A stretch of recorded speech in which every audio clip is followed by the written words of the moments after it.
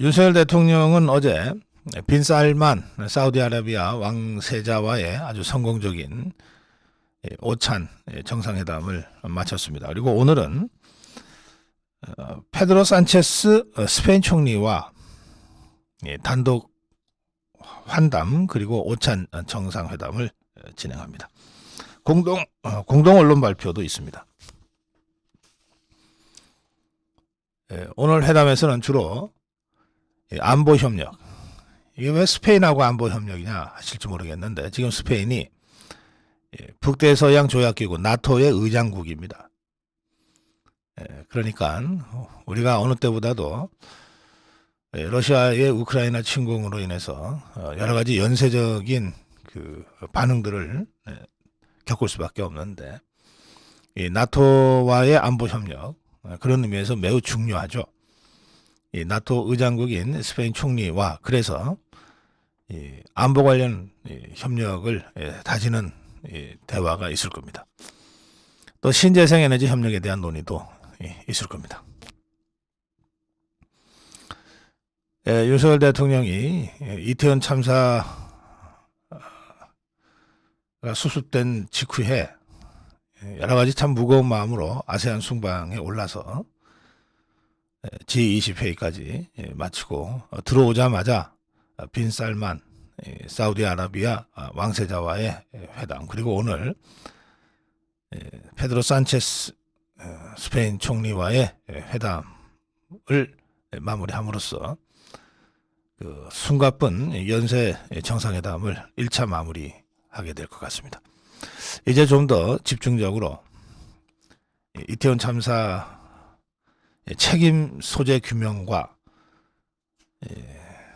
법제도 개선 문제, 그리고 그와 연동된 책임자들에 대한 인사 문제, 그리고 날로 어려워져 가고 있는 경제 민생 사안들, 특히 연말연시에 어려운 서민들을 어떻게 조금이라도 좀 따뜻하게 품어 안을 것인가에 대한 고민들을 좀 집중적으로 할 수 있는 그런 시간이 될 것 같습니다. 자, 다음으로 가겠습니다.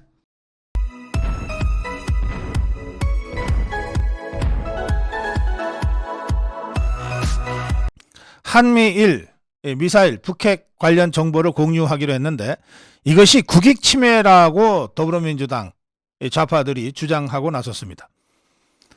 도대체 더불어민주당은 대한민국의 정당입니까? 아니면 김정은이 지시를 받는 북한의 정당입니까? 한미일 정상은 3국 정상회담에서 북한의 미사일에 대한 탐지, 분석 능력을 향상시키기 위해 북미사일 경보 정보를 실시간으로 공유하기로 했습니다. 군사기술적으로 이렇습니다. 지금 북한이 수십 차례 미사일을 발사하면서 한미일을 위협하고 있습니다. 그러면 북한이 어떤 미사일을 언제 쐈고 어디까지 어느 방향으로 날아가다가 어떻게 떨어졌다, 이게 그 중거리였다, 단거리였다, 아니면 ICBM이었다, 뭐 이런 것들을 분석해야 되지 않습니까? 분석 즉시에 우리가 대응을 해야 되는데, 레이더 원리상 출발해서부터 날아가다가 떨어지는 이 종말 단계, 이 종말 단계는 일본에 근접한 곳으로 떨어질 가능성이 매우 많습니다. 따라서 레이더의 원리상 북한 미사일 종말 단계 추적은 일본의 탐지 정보 자산에 의존하는 것이 제일 확실합니다. 그런가 하면 가장 무서운 무기 중에 하나인 SLBM을 발사할 수 있는 잠수함, 북한 잠수함을 탐지할 수 있는 초계기도 미국 다음으로 일본이 많이 갖고 있습니다. 전통적인 해상 강국이기 때문에 그렇습니다. 그런가 하면 한반도 유사시 우리를 지원할 미군의 주요 전략 자산들이 배치되어 있는 곳이 대한민국이 아니라 일본입니다. 미군의 핵심 기지가 일본에 있어요. 따라서 우리가 한미 동맹에 의해서 북한을 억제하고 있는데, 이 한미 동맹의 고도화, 한미 동맹의 동맹 효과의 극대화를 위해서는 일본의 참여가 필수적입니다. 특히 그 중에서도 정보자산의 공유가 매우 중요하죠. 이런 것 때문에 지소미아라고 하는 것을 해온 겁니다. 그리고 그것을 이번에 다시 한번 한미일 삼국 정상들이 확인을 했습니다. 북한 미사일의 탐지 분석 능력 향상을 위해서 북미사일 경보 정보를 실시간으로 공유하기로 했다라고 발표를 한 겁니다. 그런데 이걸 가지고 더불어민주당 좌파들이 국익을 해치고 국민이 용납할 수 없는 일, 퍼주기 굴욕 외교라고 비난했습니다. 자, 대한민국과 미국 그리고 일본이 북한의 핵이나 미사일에 대한 정보를 실시간으로 공유하면서 북한의 군사도발에 대한 조기 대응을 조금이라도 더 효과적으로 하기 위한 정보 공유에 합의를 했습니다. 그러면 이 합의로 인해서 가장 위협을 받는 쪽이 어디입니까? 북한 아닙니까? 이 합의, 이 한미일 정상 간의 합의로 인해서 가장 위협을 받는 것은 북한입니다. 그 다음으로는 중국이 아마 위협을 받게 될 겁니다. 이익을 받는 쪽은 어디입니까? 대한민국이 가장 큰 이익을 받고 일본이 그 다음으로 이익을 크게 받고 그 다음에 미국이 아마 이익을 크게 받을 겁니다. 그러면 더불어민주당 좌파들이 주장한 이 합의가 국익을 해친다라고 한다면 북한이라는 집단의 국익을 해치는 것 아닙니까? 그러니까 제가 이렇게 묻습니다. 더불어민주당은 도대체 대한민국 정당이냐? 아니면 김정은이 지시에 따르는 북한 정당이냐? 북한 정당이라면 이런 주장이 이해가 돼요. 한미일 삼국 간의 정보 공유로 인해서 국익이 훼손됐다. 북한의 국익이 훼손됐다는 거니까. 아, 이 자들이 김정은이 지시를 따르는 북한 정당이구나. 이렇게 우리가 이해하면 됩니다. 그런데 더불어민주당은 대한민국의 선관위에 등록된 대한민국 정당 아닙니까? 대한민국 정당이 어떻게 이런 망발을 합니까? 저는 이 좌파들이 겉다르고 속다른 생활을 수십 년을 해와서 이제는 이런 이중성에 대한 혼란이 별로 없을 거라고 생각했는데 아직도 안 그런 모양이에요. 속으로는 김정은의 지시를 따르고 북한의 주체 사상을 따르는 종북주의자들이니까 실제로는 늘 북한이 조국이라고 생각하는 자들. 이번에 한미일 삼국 정상의 이 합의로 자신이 조국이라고 생각하는 북한이 심각한 국익을 훼손당했다고 생각하니까 이따위 막말이 서슴없이 나오는 겁니다. 위장했던 이중 가면이 잠깐 벗겨진 거죠. 그렇게밖에는 해석할 수가 없어요. 어떻게 한미일 삼국의 정보 공유가 대한민국 국익을 훼손한다는 겁니까? 또 이 자들이 하도 급해가지고 이번에 한미일 이 정보 공유를 지소미아가 사실상 부활하는 것이라고 비난했는데 지소미아가 언제 죽었습니까? 문재인이가 죽이려고 했어요. 그런데 2019년입니다. 당시 자유한국당의 황교안 대표가 목숨 걸고 단식투쟁을 청와대 앞에서 한겨울에 하지 않았습니까? 그래서 그때 문재인이가 어쩔 수 없이 황교안의 목숨을 건 단식투쟁에 굴복해서 지소미아를 파기하려고 하다가 그걸 연장해놨습니다. 지소미아가 죽은 적이 없어요. 다른 건 몰라도 황교안 대표가 지소미아 살리는 데는 가장 큰 공헌을 한 겁니다. 그래서 지소미아가 그때 죽을 뻔하다가 살아나서 지금까지 계속 유지되고 있어요. 뭐가 부활입니까? 죽었어야 부활을 하지. 그러니까 이 자들이 뭘 논평을 하거나 무슨 주장을 할 때 기본적인 팩트가 뭔지는 전혀 신경을 안 써요.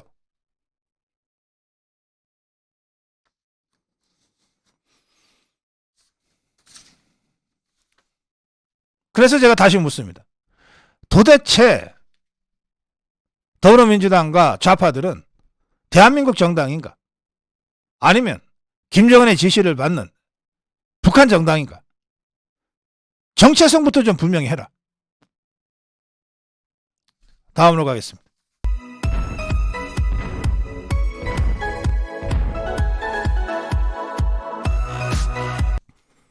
좌파들의 폐륜적 갑질.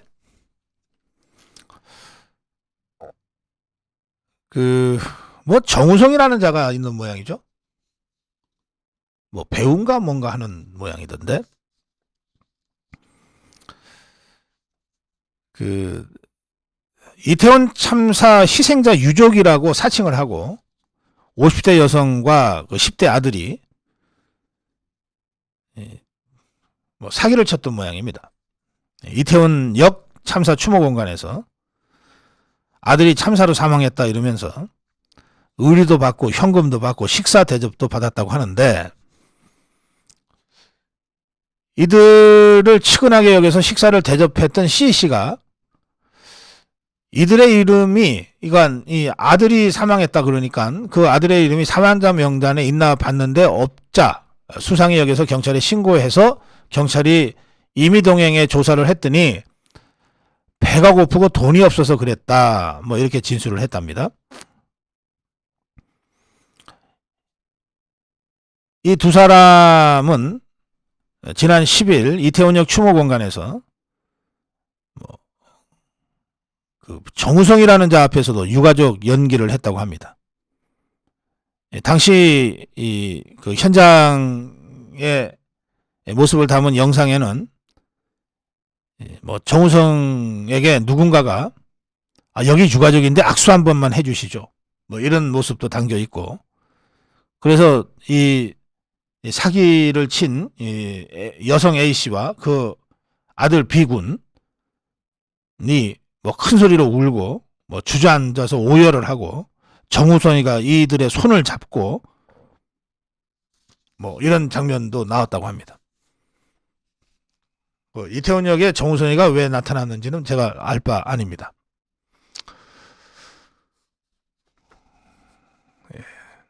유가족 사칭하는 이 사기꾼들, 뭐 배고파서 그랬다니까 경찰도 조사만 하고 아마 훈방 조치한 것 같습니다. 이들이 이득을 취한 부분이 크지 않아서 우선 귀가시켰다 그러니까요. 이게 이제 훈방 조치한 것 같은데, 이태원 참사 희생자들과 유가족들에 대한 좀 더 세심한 관리가 필요하다, 그런 생각이 듭니다. 자, 그건 그렇고, 이 이태원 참사 희생자 명단을 유족의 동의 없이 일방적으로 공개 강행해버린 이 민들레, 갈수록 이자들의 폐악질이 심해져 가고 있습니다. 이자들이 말이죠, 명단 공개를 유족 동의 없이 일방적으로 강행을 했어요. 그 다음에 유족들한테 갑질을 시작하는데, 공개하기 싫은 사람은 우리한테 이메일 보내서 요청해라, 그럼 우리가 삭제해 주겠다. 이게 무슨 소리입니까? 아니, 명단을 공개하려면 유족들을 한 분 한 분 유가족들한테 찾아가서 자신들의 얘기를 설명을 하고 동의를 받아서 하는 거가 맞지, 어떻게 일방적으로 지것들이 어디서 입수했는지도 모르는 명단을 발표를 해놓고 명단 공개 반대하는 사람 우리한테 연락하세요, 우리가 지워줄게요. 갑자기 이자들이 무슨 권력체가 됐습니까? 이렇게 갑질을 시작합니다. 그런데 이제 유가족들 입장에서는 황망한 중에도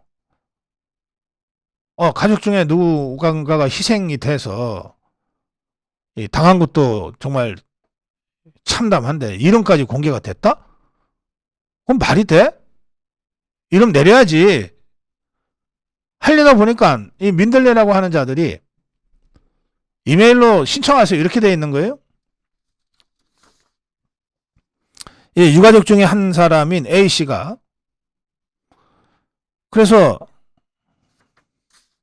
신청하려고 들어갔어요. 이메일로 하라 그러니까. 그래서 들어갔더니 회원가입을 하라는 안내가 떴다는 겁니다. 회원가입.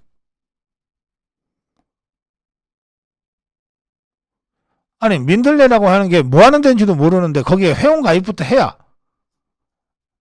유가족들이 이름 삭제를 요청하게끔 만들어 놨다는 거예요.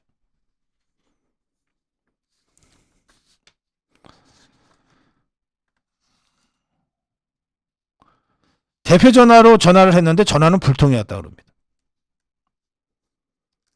이 전화를 하자 가입자의 전화가 꺼져 있거나 네트워크 접속이 끊어져 연결할 수 없습니다라는 이 기계음 안내만 나왔다는 겁니다.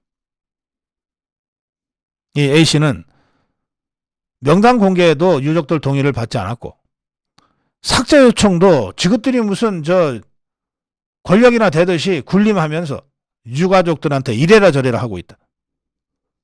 뭐 이런 것들이 다 있냐.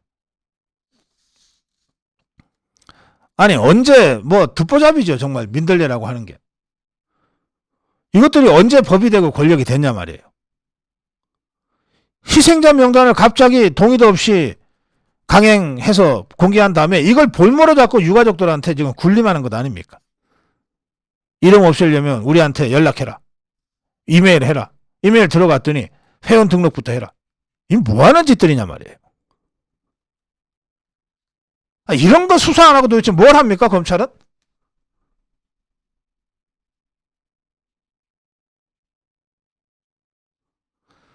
꼭 무슨 어린애 납치해야 납치범입니까? 희생자 명단 유족 동의 없이 갖다가 올려놓고 이래라 저래라 굴림하는 그게 이름 납치 아니에요? 희생자 납치 아니냐고. 희생자 볼모로 잡고 유족들한테 지금 이래라 저래라 지금 권력 노릇하는 거 아니에요. 왜 이런 걸 그냥 놔둡니까 도대체.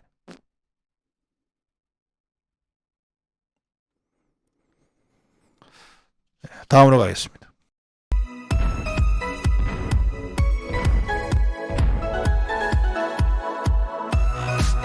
또 8억이 사라졌다.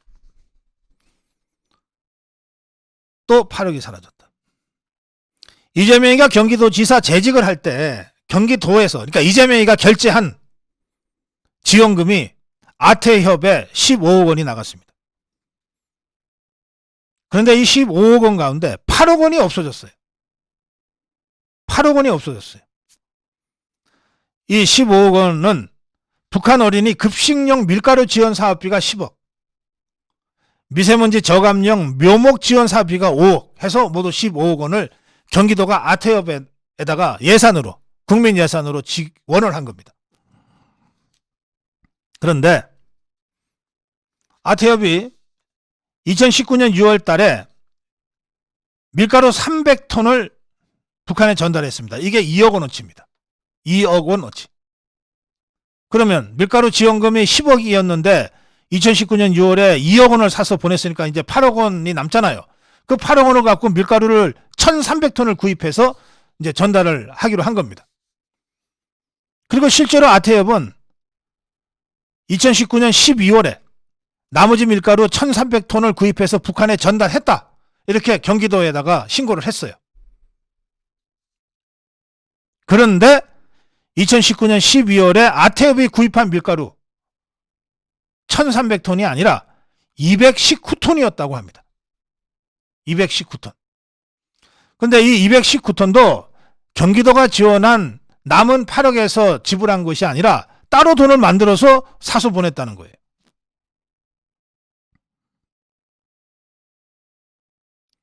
아태협은 이때 밀가루 219톤을 12월에 보내면서 이거를 300톤 보냈다고 허위 보고를 했고 화물차에 실은 모습을 담은 사진 등을 증거로 경기도에다가 제출했고 나머지 1,000톤도 곧 전달할 예정이다. 이렇게 보고했지만 밀가루를 산 흔적이 없습니다.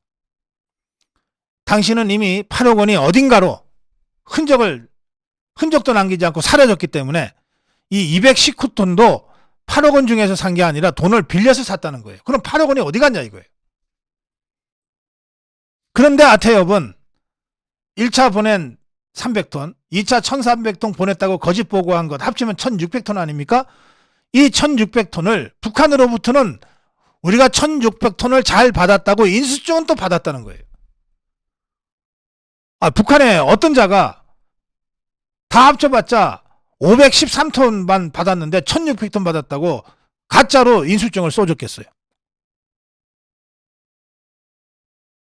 자, 이 자가 이 가짜 인수증을 써준 자가 뒷돈을 챙긴 자일 겁니다. 만약에 이 인수증이 진짜라면 북한이 받지도 않은 밀가루에 대해서 허위 인수증을 써준 쏟았다는 얘기가 되지 않습니까? 북한 입장에서는 이런 건 아무 일도 아니죠. 결국은 밀가루로 받지 않고 돈으로 받았다는 얘기입니다. 8억 원을 북한이 돈으로 받았다는 거예요.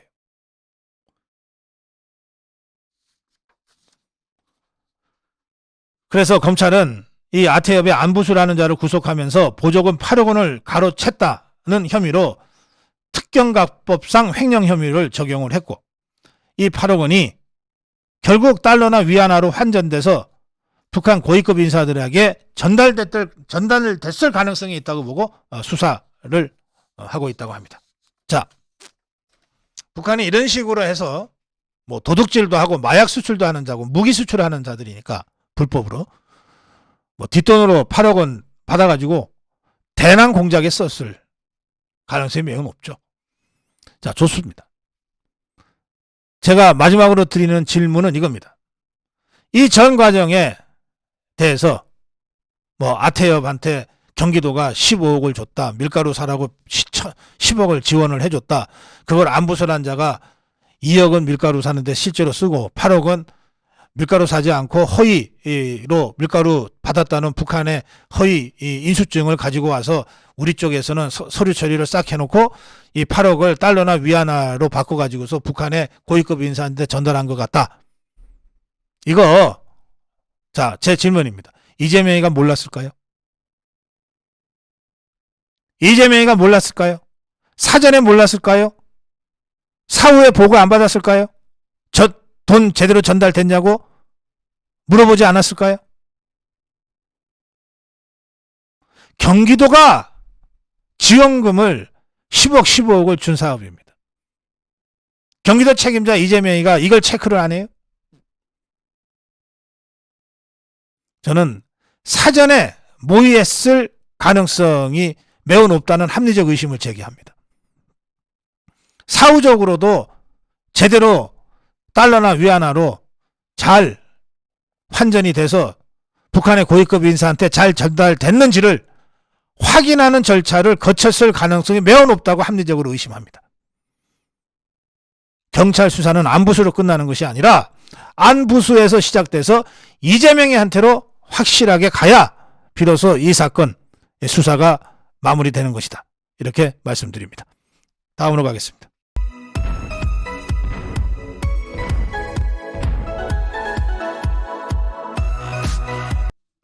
유동규의 입을 얼마나 막고 싶을까? 누가요? 네, 이재명이가. 네, 유동규가 고 유한기 씨의 유족들한테 전화를 했답니다.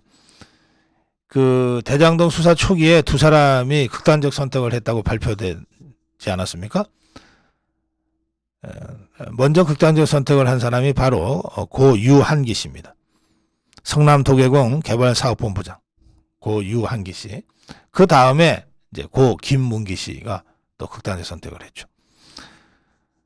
고 유한기 씨와 관련해서 이제 유동규가 고 유한기 씨의 유족한테 전화를 했다는 겁니다.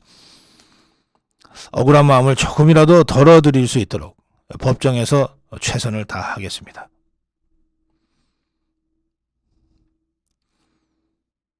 그러면서 이 유족들한테 이렇게 얘기했다는 거예요. 이재명이가 나한테 가짜 변호사를 보낸 적이 있어요. 그러니 여러분도 절대 속아내면 가지 마시고 아무도 믿지 마세요. 라고 조언을 했답니다.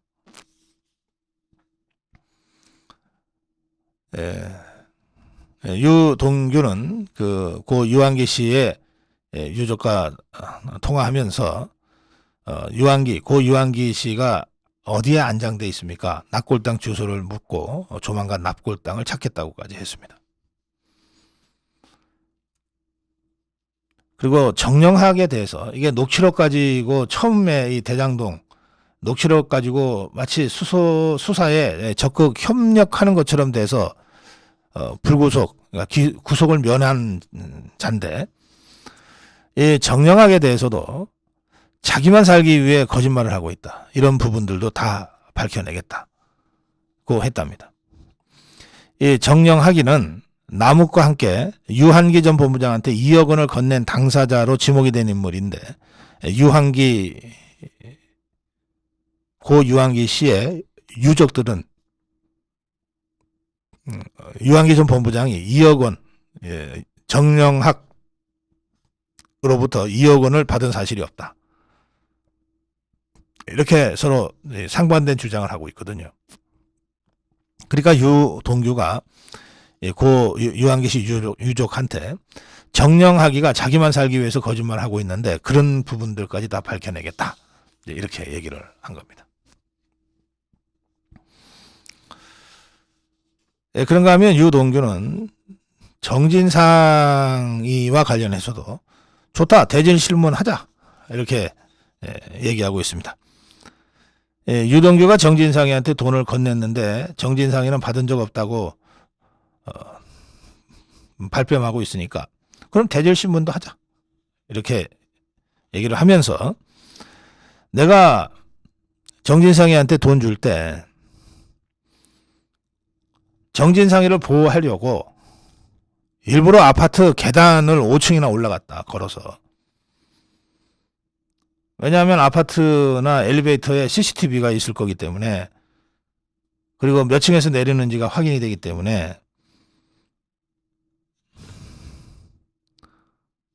그래서 내가 그 CCTV 피해서 정진상이 보호하려고 계단으로 올라갔다, 이렇게 얘기했어요. 그때도 정진상이가 오라 그래서 갔다.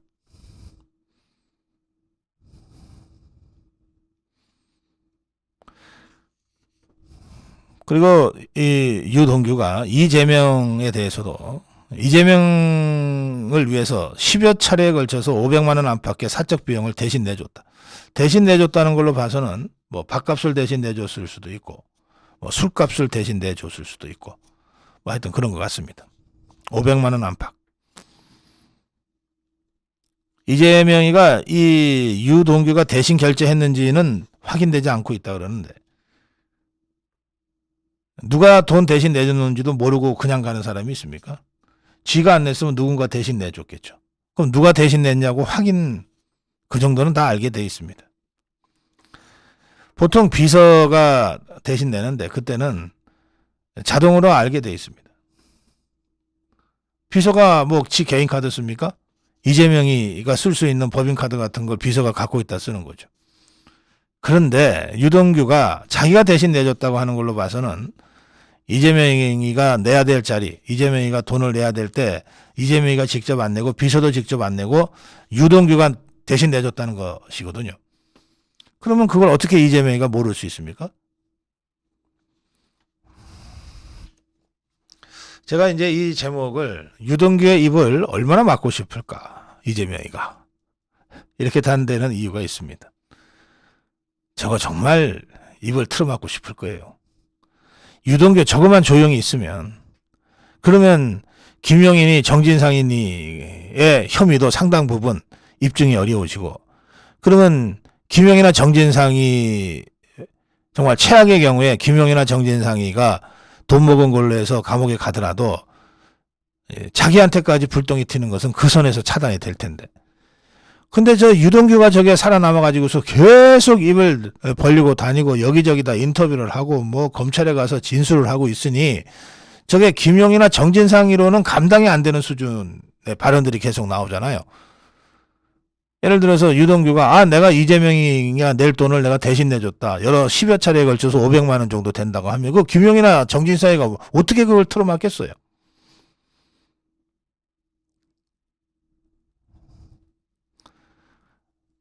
김용이나 정진상이는 이미 사법적으로는 이제 그 어느 정도 정리가 돼버린 상태고요.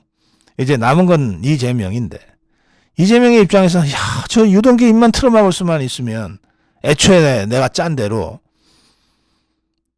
김용이나 정진상의 선에서 꼬리 자르기가 가능할 텐데 저거 입을 못 막는 게 천추의 한이다. 이재명이가 아마 이런 생각을 하고 있지 않을까라고 제가 짐작을 합니다. 얼마나 이제 유동규의 입을 틀어막고 싶을까. 예, 유동규는 지금 경찰의 신변보 하에 있습니다. 경찰의 신변보 하에 있기 때문에 어쩌지 못할 거예요.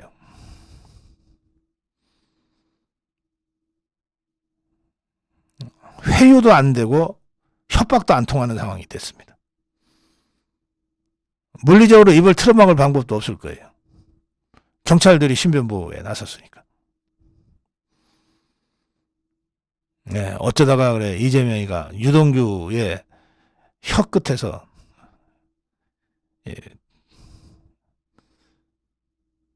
목숨이 경각지간에 달리게 됐는지 참.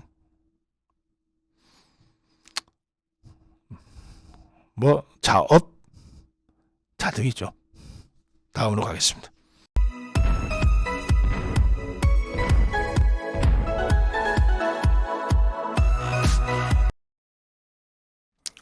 이재명 교육장 된 더불어민주당 의총. 어제 더불어민주당 정책의총이 있었습니다. 그런데 이 정책의총을 열어놓고 사전에 예고도 하지 않고 이재명의 대장동 의혹이 전혀 사실이 아니라고 하는 식의 이재명 교육을 당 지도부가 강행했습니다. 박찬대라는 자 최고위원인데 PPT까지 준비해가지고 대장동 사건을 설명을 했어요. 또 정청래, 김의겸 등이 차례로 나서서 사건을 설명했습니다. 그래서 제가 진짜 이거 웃긴다 생각합니다. 박찬대나 정청래나 김의겸이나 대장동과 관련해서 뭔가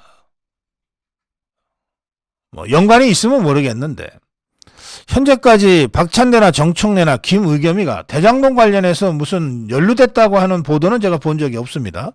이것들이 뭘 안다고 설명해 놨습니까? 그런데 검찰 수사가 어떻게 진행되는지 이것들이 뭘 어떻게 안다고 대장동 관련해서 지그들이 설명해 놨습니까? 민주당 관계자는 검찰 수사가 계속되는데 궁금해하는 의원들이 많아서 설명할 자리가 필요하다는 얘기가 나와서 지도부 차원에서 의원들을 상대로 설명을 하게 됐다. 이렇게 옹색하게 해명을 했는데 하나도 아니고 박찬대, 정청래, 김의겸 이것들이 차례로 나와서 대장동이 어쩌고 저쩌고 말도 안 되는 소리를 했을 테니 그걸 듣고 앉았던 국회의원들 중에서 반발하는 의원들이 나올 수밖에 없죠. 홍기훈이라는 자는 이렇게 얘기했습니다. 다 알고 있는 사실을 왜 이렇게 길게 설명해? 얼마나 짜증이 났으면 그랬겠어요. 한 민주당 의원은 이재명의 측근인 김용이나 정진상이나 국회의원도 아닌데 왜 자꾸 당이 나서서 감싸고 해명하냐? 뇌물 사건의 경우에는 국회의원조차도 이렇게 당이 나서서 변호해 준 적이 없다. 그런데 왜 이재명 관련해서는 당직자들까지도 이렇게 예외적이고 특혜적으로 보호를 받고 있냐? 한 의원은 이렇게 얘기했습니다. 당이 의총 때마다 이재명 변론 전략 브리핑을 듣고 있다. 왜 민주당이 이재명과 이렇게 엮여가야 되느냐? 조응천이요. SBS 인터뷰에서 당무와 관련된 일도 아니고 이재명이가 성남시장이나 경기도지사 재직할 때 있었던 일인데 왜 당이 나서지? 왜 당 대변인, 당 공보실 이런 데가 왜 나서지? 오선의 이상민 지도부가 나서는 건 적절치 않다. 이거 왜 여기에다가 올인을 하려고 하느냐? 사실은 이재명 주변을 꼭꼭 둘러싸고 있는 한 20여 명의 강성파 이거 빼놓고는요 한 120-30명의 국회의원들 입장에서는 황당한 겁니다. 이재명이하고 아무 관계도 없고 김용인이 정진상이는 코빼기도 모르는데 누군지도 잘 모를 거예요.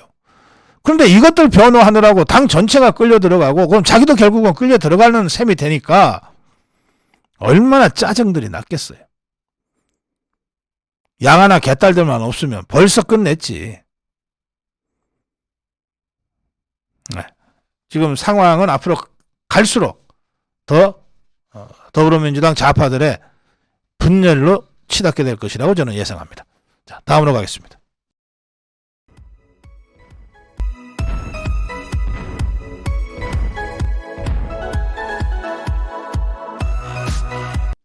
이상민 장관 해임 건의안으로 전국 주도권 쥐려는 이재명. 어제 국회에서 이임재도 나오고 류미진이라는 자도 나왔습니다.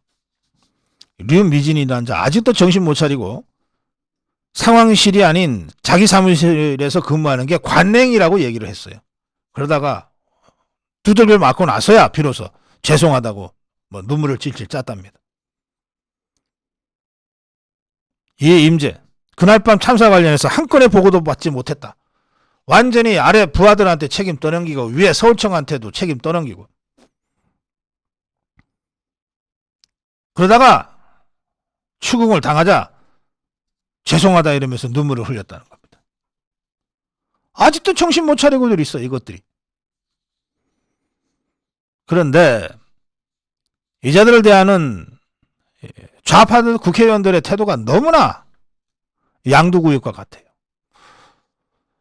이임재하고 이 류미진에 대해서는 그렇게 부드럽게 온화하게 조곤조곤 엊그저께 이상민 장관 불러내놓고서는 온갖 모욕과 조롱을 하더니 그걸 이제 보다 못해서 장제원이 나서서 좌파 국회의원들한테 한마디를 했어요. 아니 이임재 류미진에 대해서 어쩌면 이렇게 온정적이냐.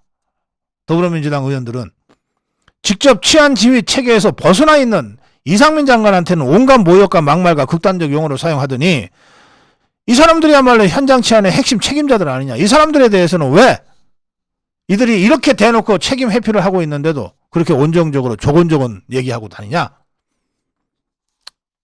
그러자 좌파들이 찔렸는지 아이 뭐 증인신문을 해야지 왜 우리한테 뭐라 그래 라고 했다는데 장제원이가 이런 대목에서는 그래도 속 시원하게 할 말은 해주는 것 같습니다. 지금 이재명이는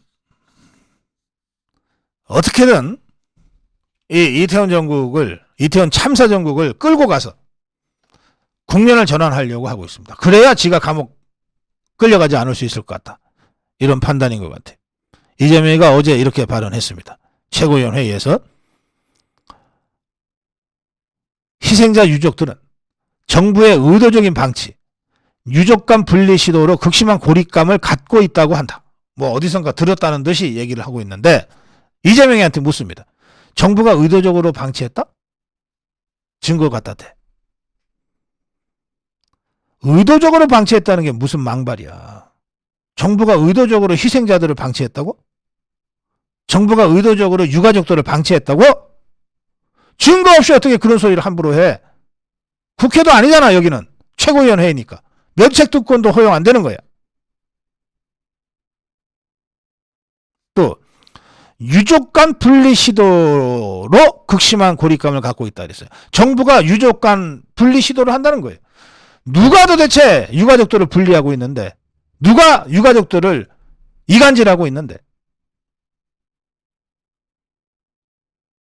명단 공개 문제를 가지고 절대 다수 유족들이 반대하는데도 그중 일부 몇 명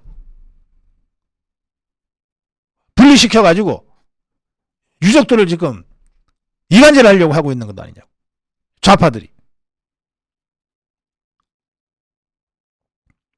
이야말로 뻔뻔한 갈라치기입니다. 아주 뻔뻔하고 사악한 갈라치기예요. 이걸 이재명이가 직접 주도하고 있지 않냐 이거예요. 이 이재명이가 이번에는 이상민 행안부 장관 해임안을 밀어붙일 기세입니다. 좌파들이 노리는 계산은 이런 겁니다. 이상민 장관에 대해서 국민적 평판이 좋을 리가 없잖아요. 이 국민적 참사에 책임이 있는 주무장관이니까. 이상민 장관이 아무리 일을 잘해도 국민적으로 비판받을 수밖에 없는 처지에 있어요. 그러니까 이상민 장관에 대한 해임 건의안을 국회에서 강행 처리한다는 거예요. 좌파들이 강행 처리하면 막을 방법이 없죠. 숫자가 해인건의안 과반수 출석에 과반수 찬성할 의석수를 갖고 있으니까. 그래 놓으면 곤란해지는 거는 윤석열 대통령일 거다라고 하는 게 이자들의 잔대가리, 잔머리 계산법이에요. 해인건의안을 통과시켰다. 근데 지난번에 박진 장관을 해인건의안 통과시켰거든요. 윤석열 대통령이 무시해버렸잖아요. 거부했어요. 개 무시했어요. 개 무시하고 나니까 그 다음날 기사도 안 돼. 그냥 넘어가 버렸잖아요. 자, 그러면 이번에 이상민 장관 해인건의안을 해도 윤석열 대통령이 과연 무시하고 거부할 거냐? 그러면 이상민 장관 비호한다는 식의 비난을 그때부터는 이제 윤석열 대통령한테 쏟아붓겠다는 심산입니다. 반면에 자기들이 해인건의안 밀어붙여서 윤석열 대통령이 그걸 받아들여서 이상민 장관을 해임하면 자기들이 이겼다는 거예요. 자기들이 전국 주도권을 잡을 수 있게 됐다는 거죠. 이리 보나 저리 보나 자기들로서는 손해볼 일이 없다. 본회의 한번 열어서 두드리면 끝나는 거니까 야, 이거 묘수다. 이상민 장관 해인건의안을 밀어붙여서 받으면 자기들이 이기는 것이고 전국 주도권을 확실하게 행사할 수 있다는 것이고, 거부하면 이상민 장관에 대한 비난 여론이 전부 윤석열 대통령한테 갈 것이니까 그것 또한 나쁘지 않다. 이게 좌파들의 잔대가리 계산입니다. 언뜻 보면 야, 저거 외통수 같은데? 라고 생각할지 모르죠. 그건 저것들만의 달콤한 계산법. 지금 윤석열 대통령 일관되게 어떤 원칙을 갖고 있습니까? 선수습, 후책임, 선책임 규명, 선책임 소재 규명, 후책임. 이 입장 아닙니까? 이 입장은 잘못된 것이 아닙니다. 참사 후 지금까지 한 번도 흔들리지 않고 윤석열 대통령이 견지해온 입장이에요. 지금 1차 수습은 끝났습니다. 지금 책임 규명하고 있는 단계입니다. 국회 상임위에서 예결위에서 현장 책임자들 불러다가 추궁을 하고 특수본이 수사를 하고 이게 다 책임 소재를 규명하는 단계입니다. 책임 소재가 분명해져야 그에 상응하는 책임을 물을 거 아니냔 말이에요. 그런데 책임 소재를 한참 규명하고 있는데 장관 해임 건의안을 좌파들이 불쑥 의석수 많다고 밀어붙였다 칩시다. 책임 소재 규명이 먼저인데 해임부터 하라? 이건 윤석열 대통령의 이태원 참사에 대한 그동안의 입장과 맞지 않는 거예요. 그동안 견지해온 원칙에 맞지 않는 거예요. 그 원칙대로 나가면 됩니다. 좌파들이 해임 건의를 하건 뭘 하건 상관없이 책임 소재 규명이 먼저다. 과학 수사와 강제 수사를 통해서 책임 소재를 규명하는 것이 먼저다. 책임은 그 후에 묻겠다. 그 원칙을 견지해 나가는 방식으로 대응하면 됩니다. 다시 말씀드릴까요? 내일이라도 좌파들이 이상민 장관 해임 건의안 본회의 열어서 통과시킬 수 있어요. 윤석열 대통령 어떻게 하면 되냐? 개 무시해버리면 됩니다.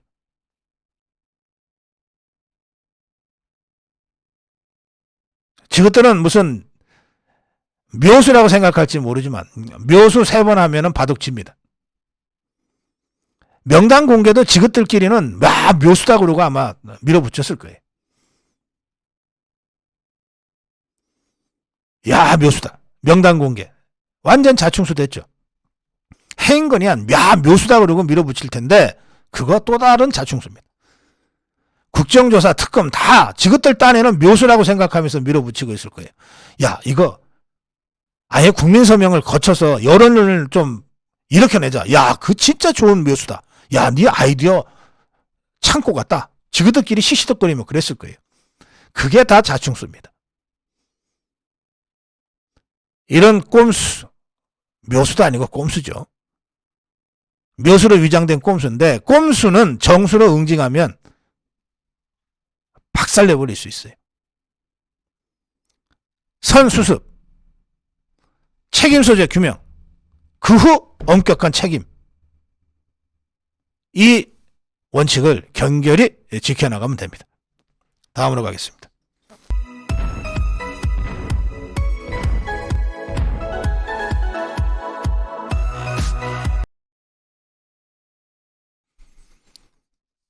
발악하는 강선우. 이 강선우라고 뭐 제가 입에 올리기도 싫은 그런 자인데, 이 자가 행안부 장관 이상민 장관에게 질의하는 과정에서 이런 망언을 쏟아냈습니다. 이상민 장관이 법적 책임을 어떻게든 회피하려고 발악을 하고 있다 그랬어요. 국회에서 발언을 하기를 발악을 하고 있다 그랬어요. 당장 국민의힘에서 이거 금도를 넘었다 이러고서 강선우에게 강선우를 징계하라고 요구하면서 논란이 커졌습니다.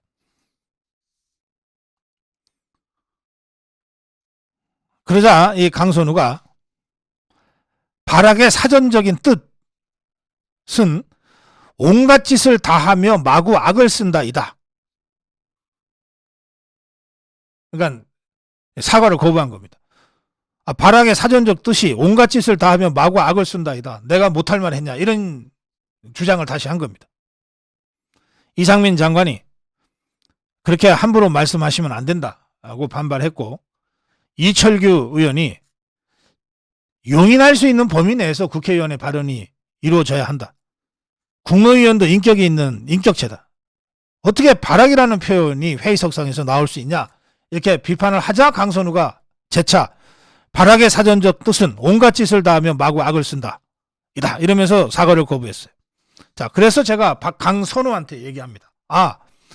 발악이 그런 뜻이구나. 온갖 짓을 다하며 마구 악을 쓴다. 강선우, 너야말로 발악하는 것이다. 지금 이재명이가 발악하고 강선우가 발악하고 있는 것이다. 온갖 짓을 다하며 마구 악을 쓴다며. 이재명이가 하는 짓이 바로 발악 아니냐. 자, 이재명이가 무슨 발악을 하고 있는지, 더불어민주당이 무슨 발악을 하고 있는지 이제 살펴보겠습니다. 더불어민주당 사무총장 명의로 전국에 당협 지역위원회입니다. 지역위원회에다가 장기간의 서명운동 거점으로 적절한 장소에 서명운동본부를 설치할 것을 지시했습니다. 장기간 하겠다는 거예요. 여러 차례 말씀드렸지만 이거 국정조사를 위한 국민서명 얘기하는 건데, 국정조사는 국민서명 필요 없어요. 내일이라도 본회의 열어서 압도적 다수를 갖고 있는 더불어민주당이 두드리면 끝나는 거예요. 근데 이 자들이 그렇게 안 하고 발악하러 지금 장외로 나가고 있습니다. 장기간 하겠다는 거예요. 그러면서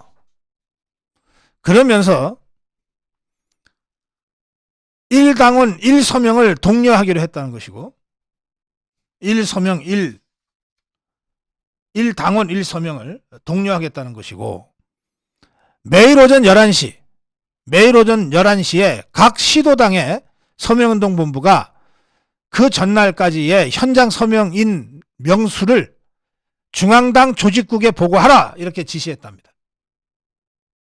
자, 민주당 관계자가 이렇게 솔직하게 속내를 토로했습니다. 뭐라 그랬냐? 내후년 총선 공천을 앞두고 노골적으로 경쟁 붙이기 라는 비판이 나올 수밖에 없다 그랬어요. 지그들이 봐도 이게 황당한 거예요. 그럼 뭡니까? 발악의 사전적 뜻이 뭐라고요? 온갖 짓을 다 하며 마구 악을 쓴다. 그냥 내일이라도 본회의 열어서 두드리면 될 일을 각 지역위원회에다가 장기간 서명대 설치하라고 그러고, 매일 11시에 몇 명 서명했는지 조직국에 보고하라는 겁니다. 조직국은 뭐 하는 데입니까? 지역위원회 조직감사하고 공천 밑자료 만드는 겁니다. 그러니까 이거는 공천에 반영하겠다는 협박이고 엄포죠. 공천이 걸려 있으면 당협위원장, 지역위원장들이나 현역 의원들이 눈이 새빨갛게 돼서 서명자 숫자 올리려고 서로 막대 그래프 그려가면서 할 거 아닙니까? 이런 것을 온갖 짓을 다 하며 마구 악을 쓴다고 얘기하는 겁니다. 그래서 민주당이 발악하고 있다고 얘기하는 겁니다. 민주당이 발악하고 있다. 공천이라는 무기로 당을 협박하고 지역위원장들을 협박하고 현역 의원들을 협박해서 이재명 방탄에 나서게 하는 이런 발악을 하고 있다는 거예요. 이재명이가, 더불어민주당이.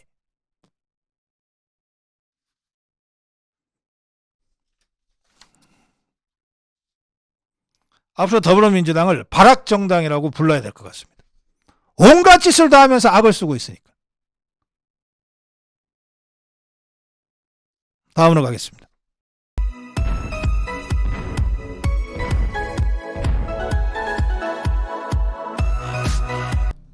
민주당 좌파 내에서조차 일고 있는 후폭풍. 이게 이재명이가 모든 것을 지가 감옥 안 가는 쪽으로 딱 맞춰놓고서 지금 움직이다 보니까 더불어민주당에도 정치 오래 했던 사람들이 있잖아요.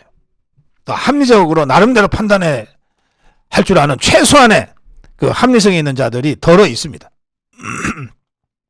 이 자들 입장에서는 너무 황당한 거예요. 어떻게 당이 저런 것들한테 끌려다니지 싶은 거예요. 그런데 개딸 양아가 무서우니까 고개 숙이고 있었는데 이게 도를 넘어서니까 여기저기서 한두 마디씩 이제 반발들이 튀어나옵니다.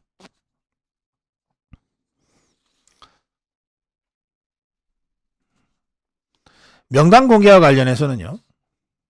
장경태라는 이 폐륜적인 자도 이거 민주당에서 공개한 게 아니에요. 유족동의를 다 받았어야 되는데 이런 소리 하고 있습니다. 서영교라는 자는 이번 수사에서 누가 이 명단을 공개하지 못하게 했는지 철저히 밝혀내야 한다. 마치 정부가 명단 공개를 반대한 것처럼 이렇게 몰아가려고 하고 있는데 이런 식의 이 발언들 때문에 될 것도 안 된다. 민주당 내에서는 지도부의 섣부른 발언이 결국 부메랑으로 돌아오는 것 아니냐. 걱정들이 많아요. 삼선의 이원욱이가 페북에다 이렇게 썼어요.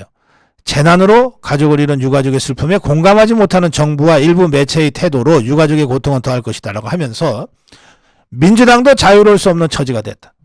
이태원 3사 유가족에게 사과드린다 그랬어요.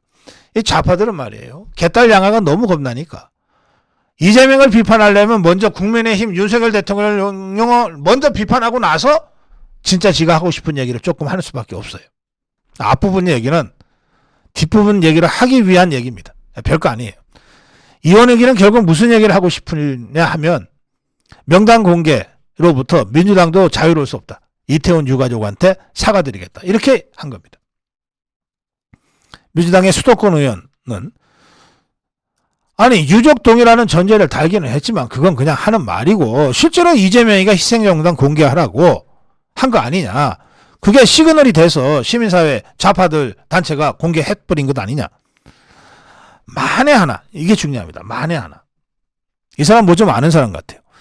만에 하나 희생자 명단이 유족 동의 없이 일방적으로 공개되는 과정에 민주당이 개입한 흔적이 하나라도 나온다면 지금껏 공들인 국정조사 특검 이거 완전히 날아간다. 이렇게 걱정하고 있어요. 내가 보기에 이자 뭐 알고 있는 것 같아요.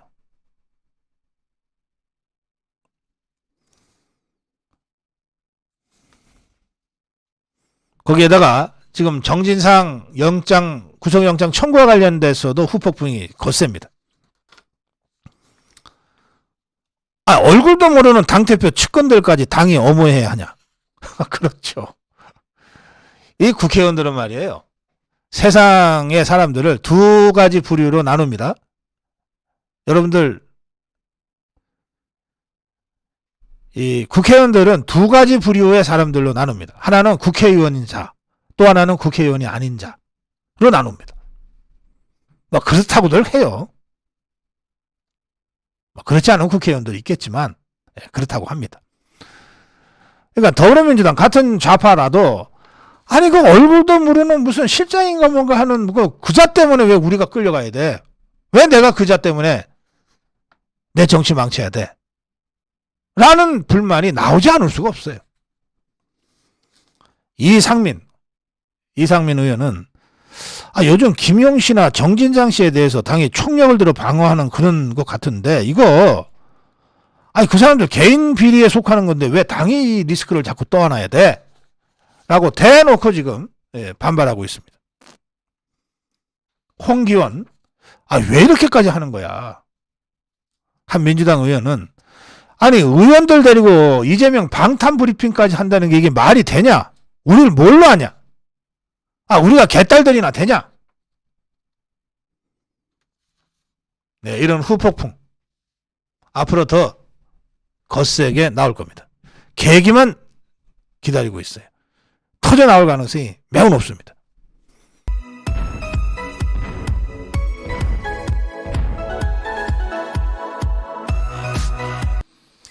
좌파들의 대선 불복 예산, 대선 불복 입법.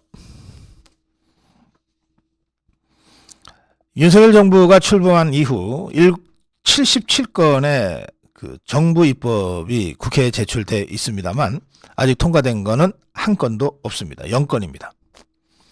새 정부가 출범하면 전 정부, 문재인 좌파 정권과는 완전히 다른 국가 경영을 하게 되고 그에 따른 최소한의 입법 조치들이 필요한데 정부 차원에서 그 최소한의 입법 조치로 77건을 국회에 제출했지만 의회를 장악하고 있는 좌파들이 단 한 건도 통과시켜주지 않고 있습니다. 이것이야말로 입법 대선 불복입니다. 입법 대선 불복. 특히 국민의힘이 국가를 경영하는 집권당으로서 최소한 해야 될 10대 법안들이 제출되어 있는데 이를테면 장기공공임대주택법, 대중소기업 상생협력 촉진법, 농촌재구조화 및 지원법, 아동수당법, 스토킹범죄처벌법, 전기통신금융 사기피해 방지 특별법, 노후신도시 재생특별법, 재난관리법, 첨단 전략산업 경쟁력 강화 특별법, 고등평생교육지원 특별회계법. 이게 국민의힘의 10대 법안인데 하나도 통과된 것이 없습니다. 지금 이재명 좌파 세력은 문재인 이재명 좌파 세력은 윤석열 대통령을 대통령으로 인정하지 않고 있습니다. 어떤 법도 통과시켜주지 않겠다. 이 자들의 입법 독재, 입법 독주는 내후년 총선을 통해서 우리 국민들이 의석수를 완전히 바꾸어 놓을 때까지 계속될 겁니다. 입법 독주만이 아니라 대선 불복 예산을 들여다보면 더 심합니다. 윤석열 정부에서 대통령이 주 관심을 갖고 있는 윤석열, 이른바 윤석열 예산은 1,000억이나 깎였습니다.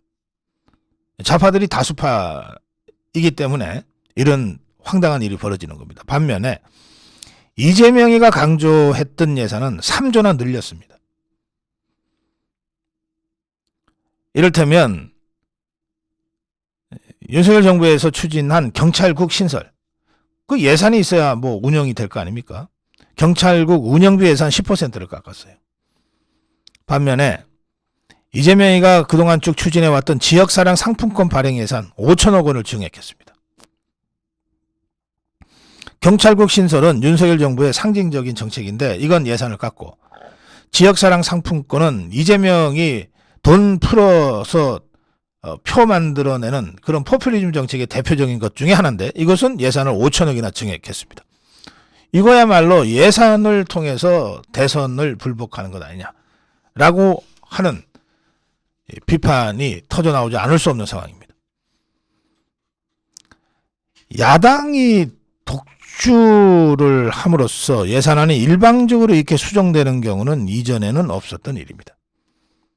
왜? 예산은 어쨌든 정부가 제출하는 것이고 깎더라도 여야가 합의해서 깎는 거지. 그래서 주호영이가 이렇게 얘기하는 겁니다. 예산 칼질을 통한 대선 불복이 도를 넘고 있다. 지금 좌파들이 0.76%로 지난 3월 9일 대선을 아직도 인정하지 않고 있어요.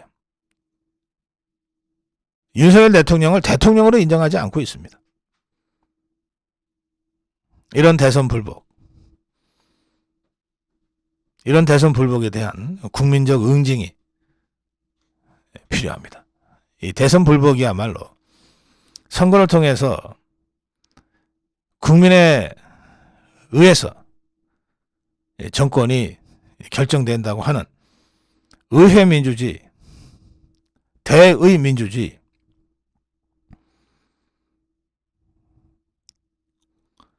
근본을 짓밟고 부정하는 겁니다. 지금 문재인, 이재명 좌파, 더불어민주당이 보이고 있는 태도는 바로 그 대선 불복의 다름 아니다. 이 점을 분명히 인식해야 되겠습니다. 다음으로 갑니다.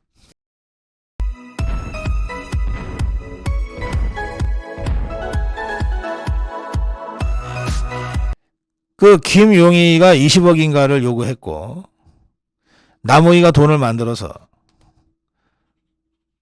정민영 변호사라고 하는 자를 통해서 유동규한테 주고 유동규가 김용희한테 4차례에 걸쳐서 8억 4,700만 원을 줬는데 그중에 2억은 다시 1억은 돌려받고 1억은 주지 않고 뭐 그렇게 됐다. 이런 얘기 아닙니까? 근데 그게 수표 한 장으로 전달된 것 같지는 않죠. 계좌로 넣은 것 같지도 않습니다. 결국 현찰로 줬겠죠. 좌파들 현찰 너무 좋아하는 것 같아요. 왜? 흔적이 안 남으니까. 나중에 문제가 돼도 딱 잡아떼고 발뺌할 수가 있으니까. 이 방송 보시는 분들 중에는 그런 분들이 안 계시겠지만, 이 좌파들도 열심히 제 방송 해코지 하려고 모니터하는 모양인데, 이 방송 지금 보고 있는 좌파들 중에 혹시 뭐 이재명이나 뭐 또는 좌파에 힘 좀 있는 자들한테 뭐 좀 청탁하려고 생각하는 사람이 있으면 현찰부터 준비하세요. 좌파들이 그렇게 현찰을 좋아해요. 이 노웅래라는 자, 사선 의원 한 마포 지역구인데 6천만 원인가를 5차례에 걸쳐서 뭐 박모라는 사업하는 사람한테서 받았다는 혐의로 압수수색을 당했어요. 뭐 노웅래는 뭐 자기는 결백하다, 정치 생명을 걸겠다 하는데 안 걸 수가 없지. 안 걸 수가 없잖아요. 6천만 원 뇌물 받은 거가 확인이 되면 지가 걸든 안 걸든 감옥 가는데 뭐 국회의원 박탈 당하는데 뭐 이런 상황에서 정치 생명 걸겠다는 말처럼 황당한 말이 없습니다. 자, 그건 그렇고 이제 검찰이 압수수색에 들어갔어요. 이 노웅래가 이 박모라는 이 사업가로부터 돈을 받고 뭐 카톡 메신저에서 고맙다고 메시지 보내고 뭐 이런 것들이 다 박모라는 사람의 휴대전화 포렌식에서 확인이 돼서 검찰이 수사에 나선 거거든요. 이제 압수수색에 들어갔더니 이 노웅래의 집에서 수억 원의 현금 뭉치가 발견이 됐다는 겁니다. 6천만 원 뇌물 사건으로 압수수색에 들어갔는데 그보다 여러 배 많은 수억 원의 현금 뭉치가 발견이 됐다는 거예요. 그런데 현금 뭉치가 있다고 해서 무조건 가져가면 그건 도둑놈입니다. 여러분 그렇잖아요. 남의 집에 가서 합법적으로 영장을 발부받아서 압수수색 갔지만 압수수색의 대상이 딱 적시되어 있거든요. 그런데 그 압수수색 영장에 적시되어 있지 않는 다른 현금 뭉치가 발견이 됐다고 해서 그걸 가져가면 도둑놈이 되는 거예요. 압수수색 영장의 압수 대상이 아니니까. 적시되어 있지 않으니까. 그래서 수억 원의 현금 뭉치는 찾아냈지만 그건 그대로 놔두고 왔답니다. 그러나 눈으로 봤으니까 이제 검찰도 알게 된 거죠. 참 좌파들 현찰 좋아해.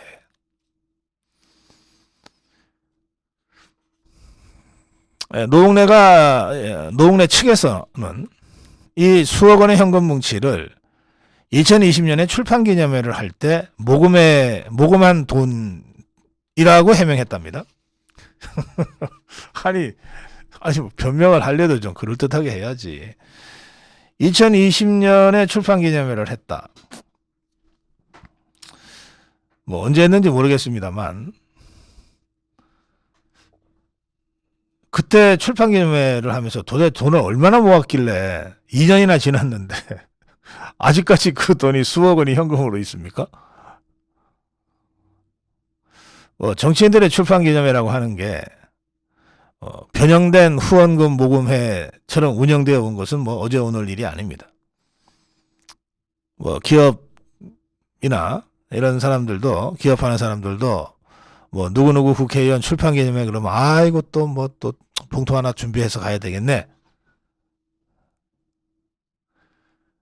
그렇군요. 검찰이 그 1차 압수수색할 때는 영장에 기재되어 있지 않아서 그냥 현금 뭉치를 놔두고 왔는데 다시 압수수색을 해서 아마 다시 추가로 압수수색 영장을 받았을 겁니다. 수억 원의 돈다발을 회수했다 그럽니다. 자, 이제 이건 뭐 또 봉투 준비해야 되겠네. 그리고 가서 이제 뭐 돈 봉투 내놓고 뭐 이러고서 하는데, 이것도 참 그렇죠. 그 노영민이라는 자는 무슨 그자가 어떻게 시를 쓰는지 모르겠는데 이거 시는 아무나 써도 되는가 봐. 그 노영민이라는 자가 시집을 여러 권을 냈는데 그 시집 출판기념회 하면서 그 출판사로부터 그 카드 결제하는 그걸 뭐라 그럽니까? 뭐 있잖아요. 기계.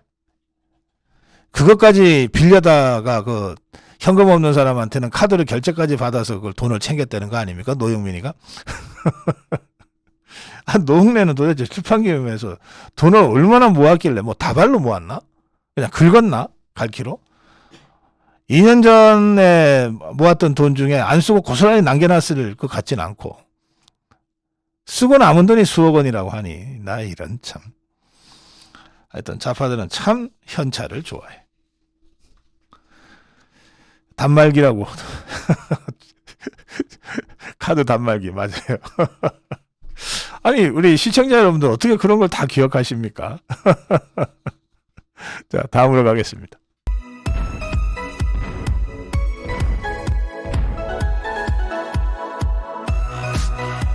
MBC 박성재는 현금 업무 추진비를 어떻게 썼나. 참, 이것도 좌파니까 현금 좋아하는 거예요. 현찰 좋아하는 거예요. 왜 업무 추진비를 현찰로 받아? 나 이런 참 이것들 정말. 여러분 업무 추진비는 다 카드로 만들어서 씁니다. 그래야 영수증 처리 같은 번거로운 절차를 거치지 않고도 바로바로 확인이 되니까.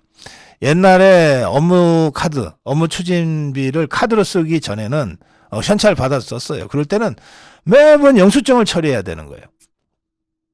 영수증 처리해서 회계하는 사람한테 갖다 제출하고 이거 제대로 썼는지 맞는지 때로는 그쪽에서 회계 처리하는 사람이 물어보고 또 그러면 몇 명이 가서 뭐 했고 설명도 해야 되고. 그런 것을 이제 업무 추진비는 카드로 한다라고 하는 게 뭐 거의 이젠 정착이 됐어요.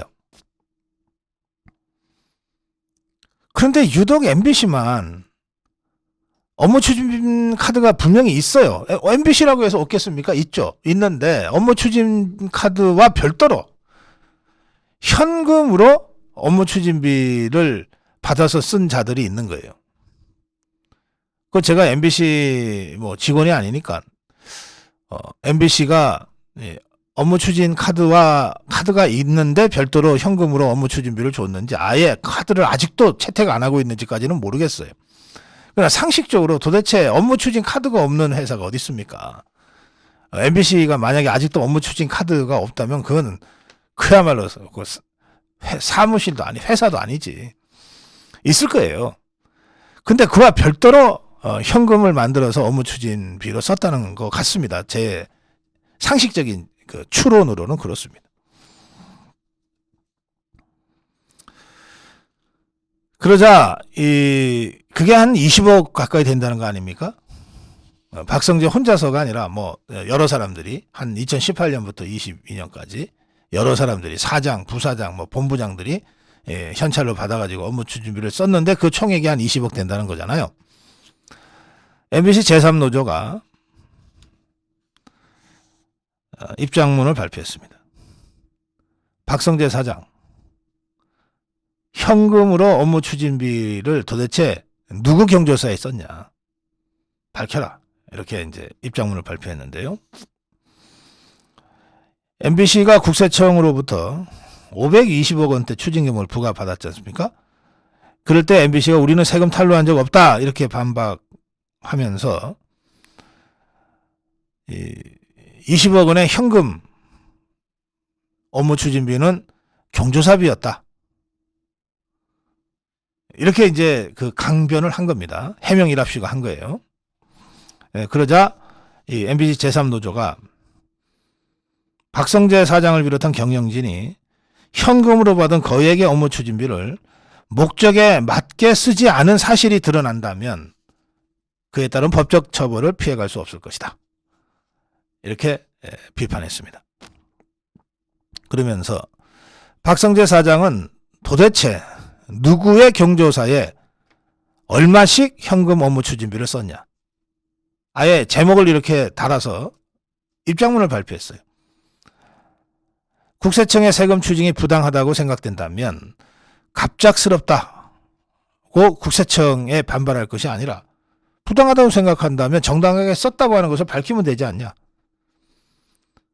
경영진 주장의 핵심은 현금으로 받은 20억 원의 주 사용처가 경조사비였다는 것인데, 자, 그렇다면 MBC 경영진이 경조사에 썼으니까 당연히 MBC 직원들의 경조사에 우선 지출하라는 돈일 것이라는 게 합리적인 추론 아니냐. 그런데 박성재 사장은 우리 제3노조원 경조사에는 경조사비를 현금으로 보낸 적이 없다. 이렇게 입장을 밝혔어요. 그러면서 자, 우리는 받은 적이 없다. 그렇다면 박성재 사장은 누구의 경조사에 매달 받은 거액의 현금을 썼다는 말인가? 혹시 제3노조만 싹 빼고 나머지 직원들한테 경조사로 쓴 것인가? 그렇다면 이건 명백한 직원 차별 아니냐?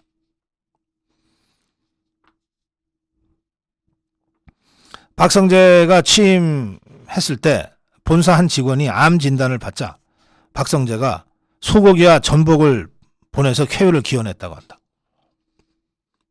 개인 돈으로 보내는 건지 업무 추진비로 보낸 건지 확인이 돼야 되겠네요. 그런데 이 박성재가 비슷한 시기에 암 진단을 받은 다른 3명의 직원들 모두 제3노조나 비언론 노조원인데 소고기나 전복 보냈다는 말을 들은 바 없다. 그러면 이제 암도 걸리기 전에 소고기나 전복 받을 수 있는 그런 노조에 언노련에 가입부터 하고 암에 걸려야 되나?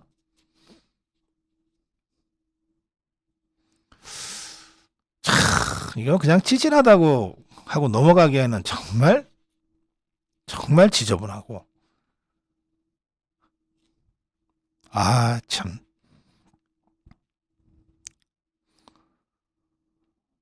박성재가 개인 돈으로 개인적으로 가까운 직원에게 뭘 선물하든 탓할 일은 아니나 만약에 이 소고기 전복도 사장의 업무 추진비로 사서 보낸 것이라고 한다면 이건 문제 아니냐.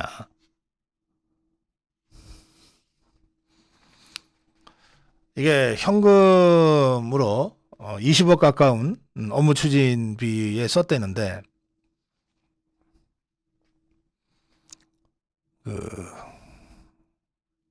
이거 현금으로 썼으니까 수사가 참 어려울 거라고 생각할 수 있지만 간단합니다.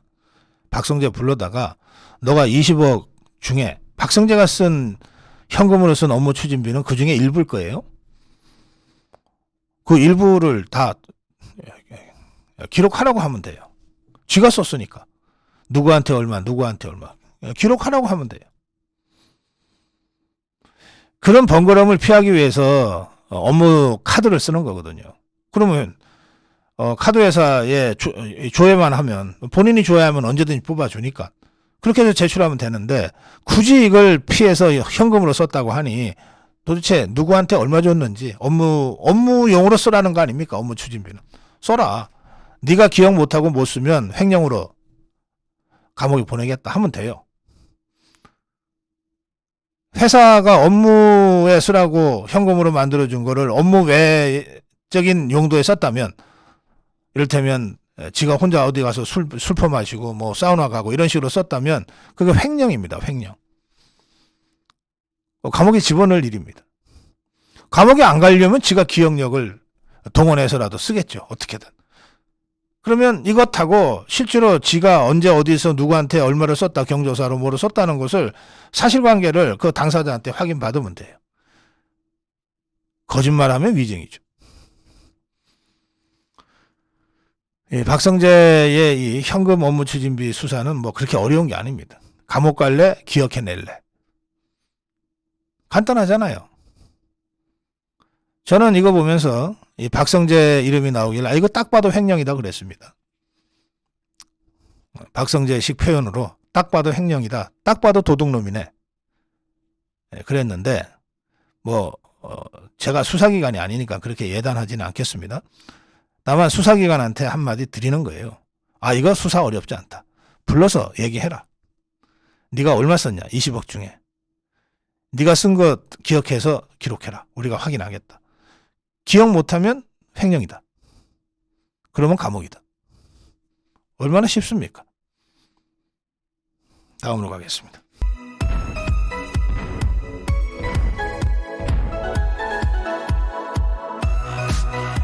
안산시의 세월호 지원금 그리고 세월호 특별법에 의해 만들어진 4.16재단, 이게 세월호 참사 발생했던 날을 따서 지은 재단입니다. 이들의 모럴 해저드의 상태가 아주 심각합니다. 감사원은 이번 국감에서 밝혀진 안산시 일부 시민단체들의 세월호 피해 지원금 유용 의혹과 관련해서 안산시에 대한 특별감사에 나서기로 했습니다. 세월호 참사 희생자 추모와 유적 지원을 위해 마련된 국가보조금을 김정은이 신년사를 학습하는 데 쓰고 호화여행을 하는 등 부당한 목적으로 지출한 정황이 드러났기 때문에 감사원이 실태 파악에 나선 겁니다. 안산시청 관계자는, 지금은 이제 시장이 바뀌었습니다. 안산시청 관계자는 감사원에서 지난 6년간 안산시가 정부, 경기도로부터 지급받은 세월호 피해 지원비 총 110억 원에 대한 지출 내용 등 각종 자료를 요청해서 이미 감사원에 제출했다고 밝혔습니다. 취재 결과 이들 단체가 쓴 사업비의 70%가 본 목적과 다른 곳에 집행된 것으로 나타났습니다. 이렇게 일부 시민단체, 이게 좌파단체들입니다. 대다수. 국비 부당 사용 의혹이 확인될 경우에, 감사원 감사 결과를 통해서 확인될 경우에 사업비 환수 등 강도 높은 처벌이 나올 수도 있습니다. 감사원에서 감사관으로 일했던 인사는 이렇게 얘기합니다. 국비를 유용하려고 한 고의성이 짙으면 전액 환수 조치도 가능하다. 특히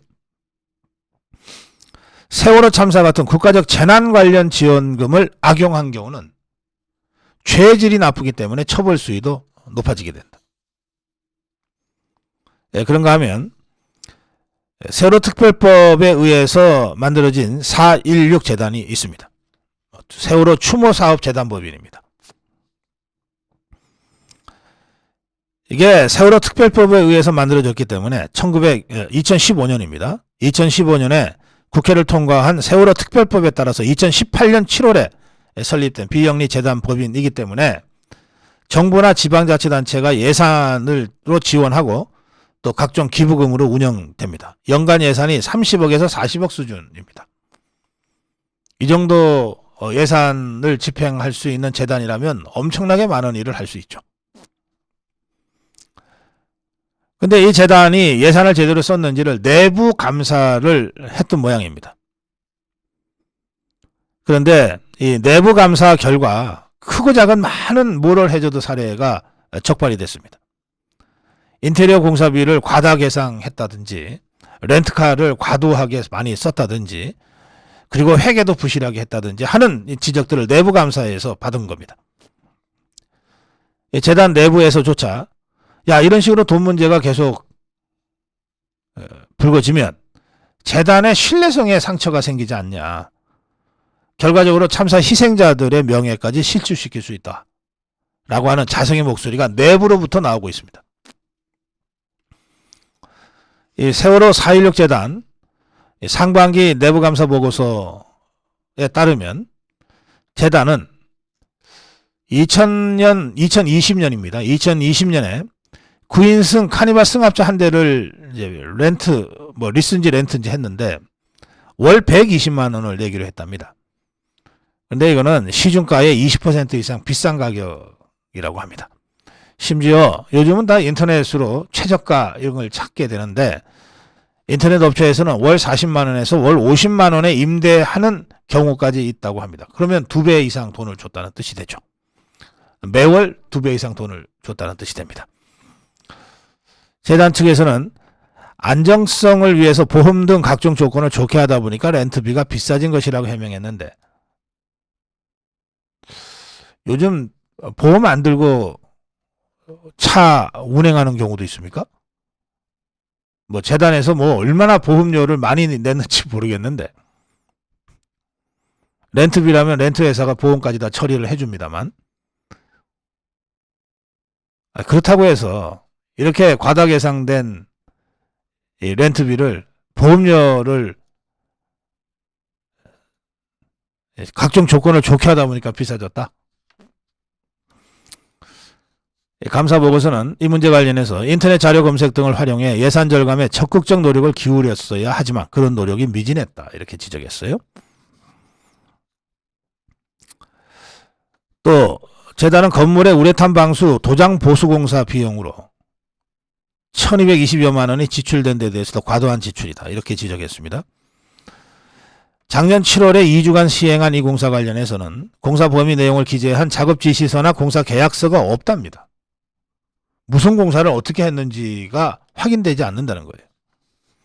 또 재단은 2020년 3월에 사무용 PC 2대와 운영 프로그램을 총 396만 원, 거의 400만 원 돈을 들여서 구입했는데 뭐 저희도 유튜브 방송을 하다 보면 뭐 컴퓨터를 많이 구입해서 씁니다만 비싸도 지나치게 비싸다는 생각이 드네요.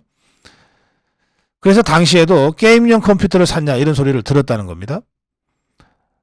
시가보다 수십만 원 비싸게 구입한 것으로 나타났는데 감사 보고서는 재단이 구입한 이 PC 2대의 사양이 게임용으로 최적화되어 있다고 지적했습니다.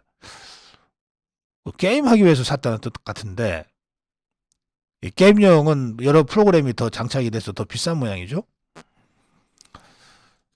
비용 절감 노력이 부족하다고 지적했습니다.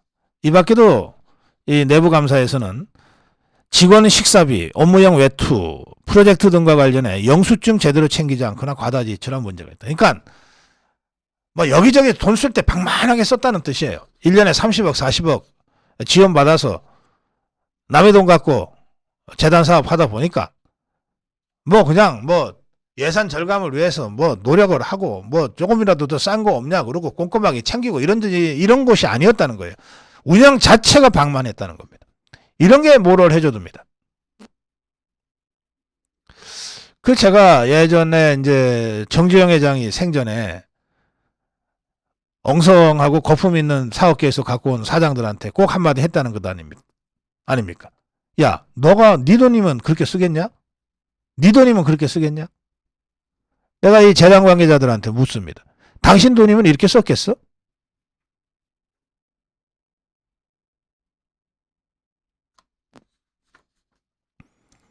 내부감사 보고서인데요.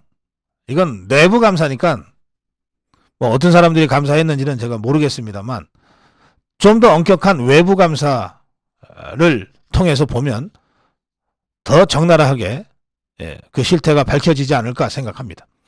어쨌든 이 내부감사 보고서의 총괄 의견에는 이렇게 되어 있습니다. 4.16 재단은 상당한 금액의 정부 지원금으로 운영되는 단체로 그 운영과 예산 집행에 고도의 투명성이 요구된다.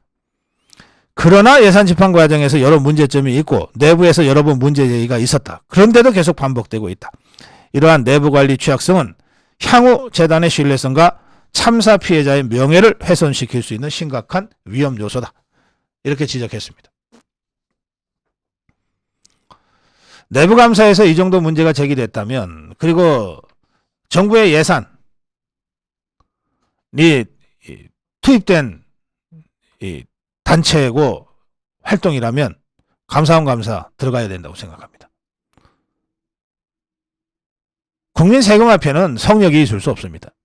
설사 세월호 관련 재단이라 하더라도 국민 세금이 들어가서 운영되는 것이라고 한다면 성역이 있을 수 없습니다.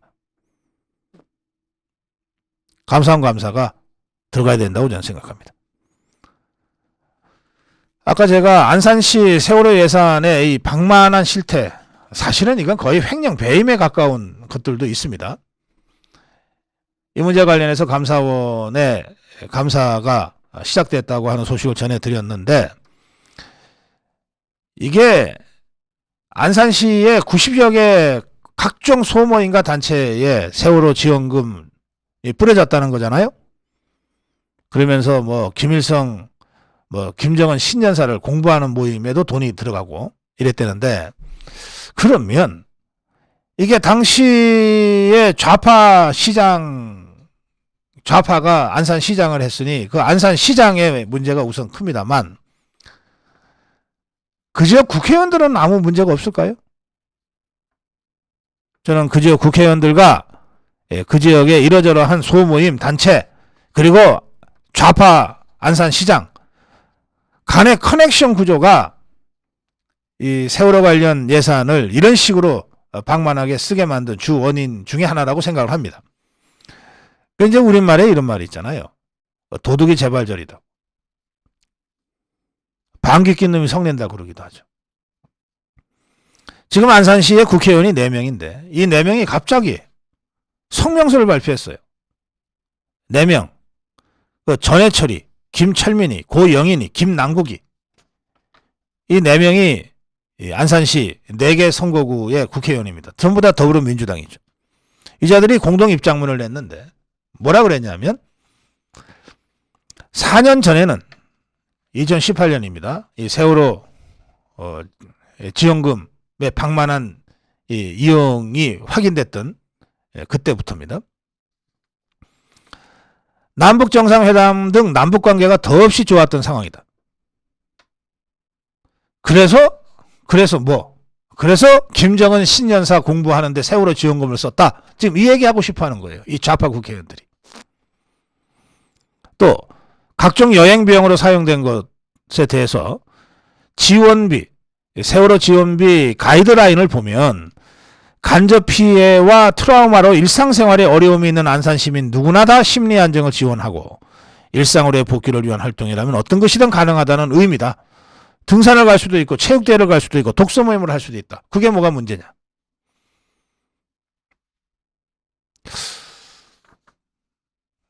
아직도 지것들이 무슨 짓을 했는지를 모르고. 그래서 제가 다시 한번 강조합니다.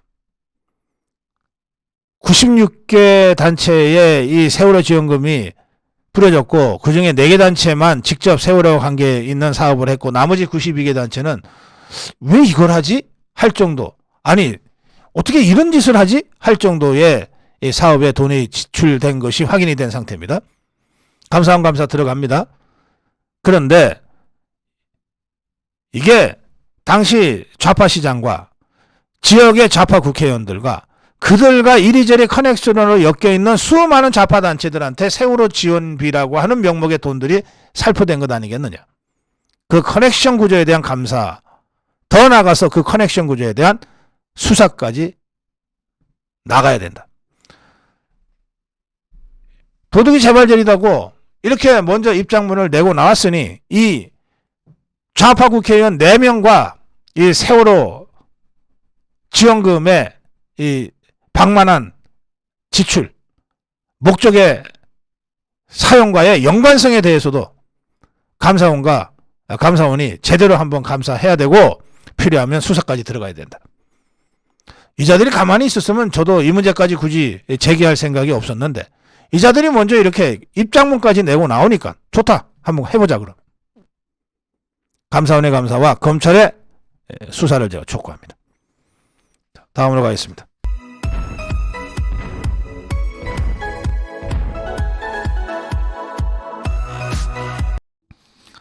더 엄격한 여론조사 관련 환경정리가 필요하다.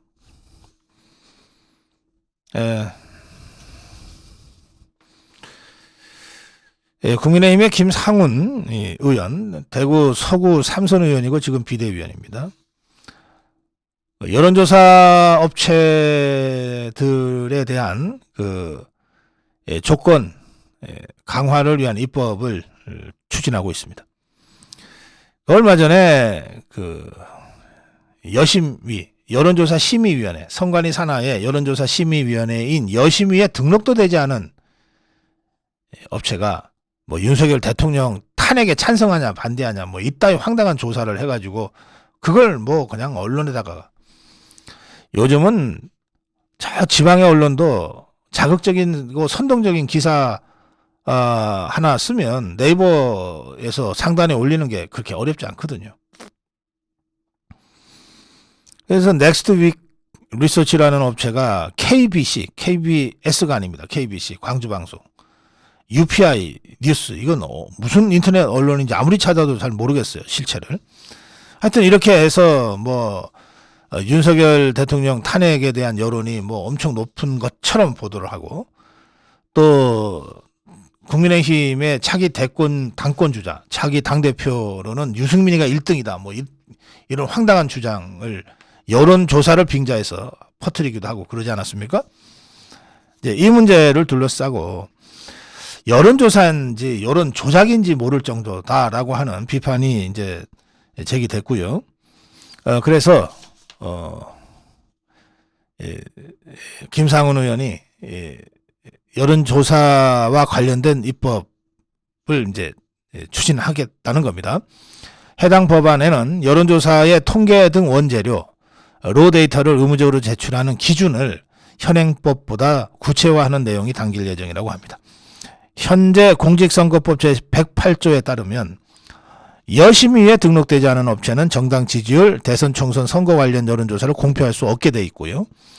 이 여심위에 등록이 되기 위해서는 전화조사 시스템과 분석 전문 인력을 갖추고 최근 1년 내 5천만 원 이상의 매출을 기록하는 등 일정 요건을 갖춰야 하고, 등록 후에도 심의 등 관리를 받고 설문지나 통계 등 자료일체를 제출 공개해야 하는데, 여론조사를 잘 모르시는 분들은 뭐 나름 뭐 요건이 있네라고 생각할지 모르지만 이 정도 요건을 갖추는 거가 전혀 어렵지가 않아요. 누구나 다 마음만 먹으면 여심위 등록이 가능합니다. 그래서 여심위 등록의 요건을 좀 더 강화할 필요가 있고요. 그래서 지나치게 많은, 지금 90개 넘는 여론조사 업체가 여심위에 등록되어 있는 걸로 알고 있는데 이게 다른 선진국가에 비해서 지나치게 많습니다. 한 3, 40개 정도면 될 텐데요. 그렇다고 해서 열심히 등록하고 여론조사 활동하겠다는데 이걸 의도적으로 일부러 못하게 할 수는 없잖아요. 그러니까 열심히 등록 요건을 좀 더 강화할 필요가 있다는 것이고요. 열심히 등록하지 않고도 여론조사를 할 수는 있겠죠.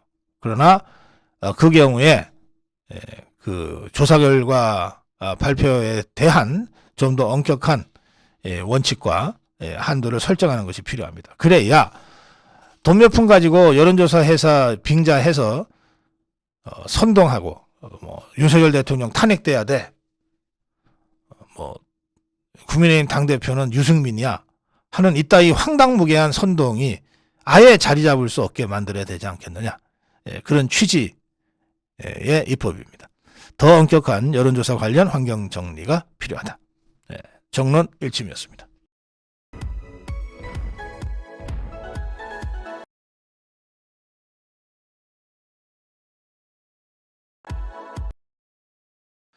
정진상 구속, 이재명 수사 급물살. 정진상에 대한 구속 적부심 심사가 어제 있었습니다. 통상 복잡한 사건도 한 4시간 정도면은 구속 여부가 결정되는데 어제는 8시간 가까이 걸렸습니다. 양쪽 다 변호인단이 총동원돼서 아주 팽팽한 법리 논쟁을 벌였는데 검찰 쪽이 완승했습니다. 그래서 김용에 이어서 이재명이가 이 정도 돼야 측근일인이지라고 했던 진짜 측근 정진상, 김용과 정진상 두 사람이 구속됐습니다. 남아있는 것은 딱 하나, 이재명입니다. 정진상은 최소한 4가지의 혐의로 구속됐습니다. 첫 번째 혐의는 2013년부터 2020년까지 성남시 정책비서관 등, 또 경기도의 정책실장 등을 지내면서 유동규 등으로부터 각종 청탁 명목으로 1억 4천만 원의 뇌물을 받았다는 겁니다. 특가법상 뇌물죄입니다. 두 번째는 대장동 민간 사업자들에게 특혜를 주고 화천대유 자산관리 대주주인 김만배의 사업 지분 중에 24.3%, 428억 원 상당을 나눠 갖기로 한 혐의가 적용됐습니다. 부정처사 후 수뢰, 부정처사 후 수뢰 죄가 지금 적용됐습니다. 세 번째는 위례신도시 개발 과정에서 비공개 내부 자료를 대장동 민간업자들한테 유출해서 거액의 이익을 얻도록 한 혐의, 부패방지법 위반 혐의입니다. 그리고 네 번째는 지난해 9월 압수수색 직전에 유동규에게 전화를 해서 유동규의 휴대전화를 파기하라고 종용한 혐의, 증거인멸 교사 혐의를 받고 있습니다. 최소 4가지의 혐의로 영장이 청구됐고 8시간 이상의 법리 논쟁 끝에 검찰의 주장대로 구속됐습니다.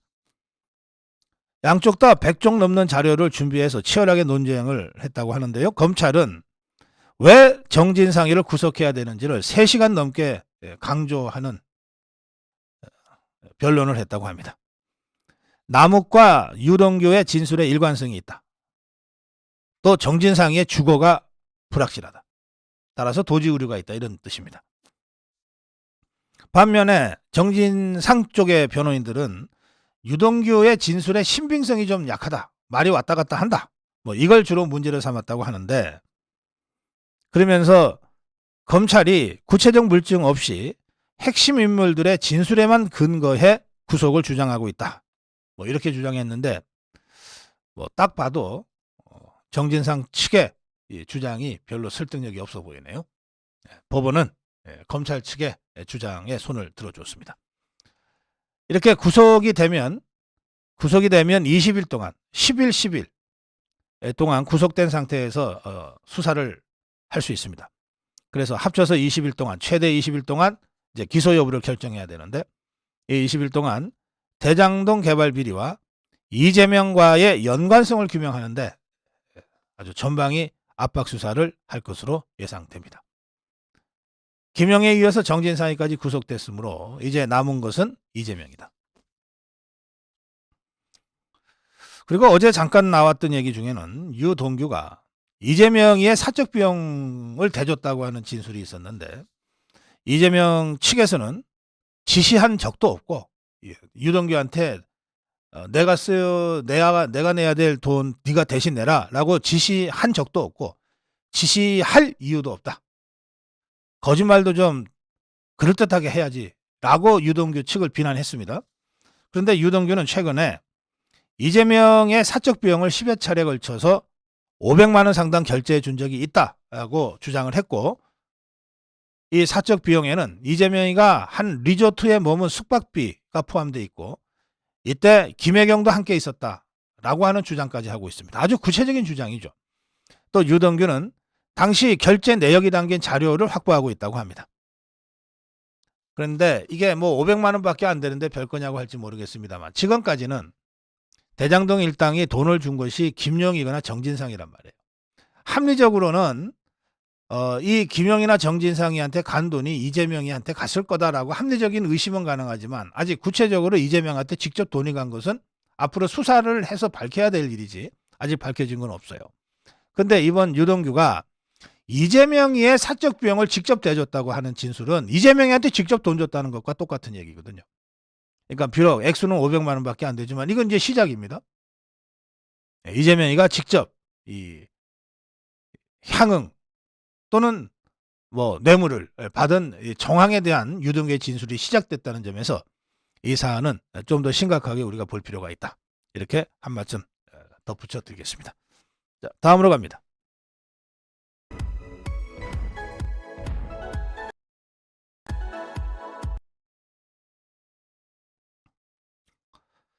걱정된다 이재명. 정신과 치료를 받아라.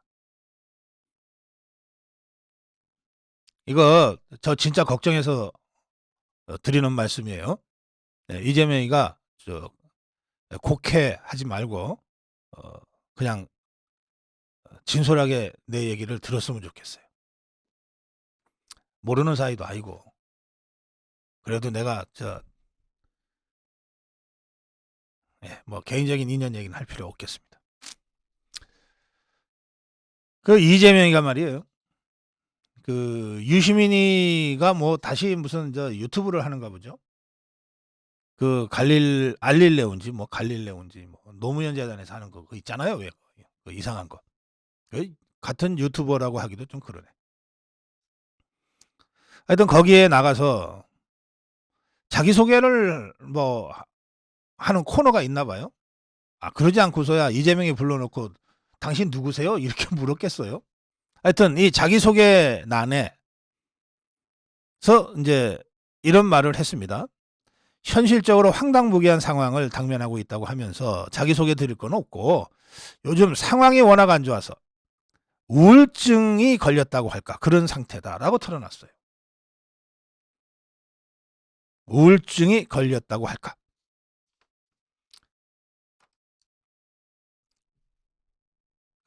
전 세계 이 정신과 의사 전문가들이 경험적 연구를 한 걸 보면요. 대개 국민의 15%에서 20% 정도는 어떤 형태로든 이 정신과 치료를 받는 것이 필요한 사람들이라고 하는 이 경험적 연구가 있습니다. 생각보다 많다고 하실 수 있겠죠. 그만큼 우리 현대사회가 각종 스트레스로 이 정신적인 이 피로도를 많이 느끼면서 살고 있다는 뜻입니다. 그런데 이 15%에서 20%뭐 선진국 뭐이 오히려 더 많을 수도 있는데요.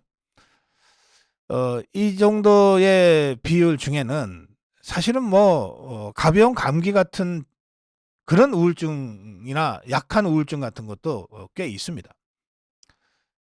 또 알코올 중독까지는 아니더라도 알코올에 의존하는 빈도가 많은 사람들도 뭔가 이 정신적 심리적인 치료가 필요하다고 하는 게 이 정신과 전문의들의 얘기입니다. 그래서 15% 20% 정도가 되는 것이고요.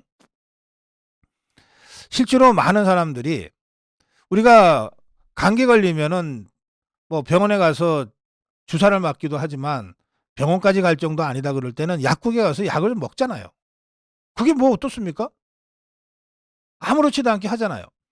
그러니까 약한 우울증은 감기 같은 겁니다. 정신적 감기 같은 거라서 그걸 숨길 이유도 없고 또 그걸 그냥 나 안 걸렸어 이러고 버티다가 악화시킬 이유도 없다는 거예요.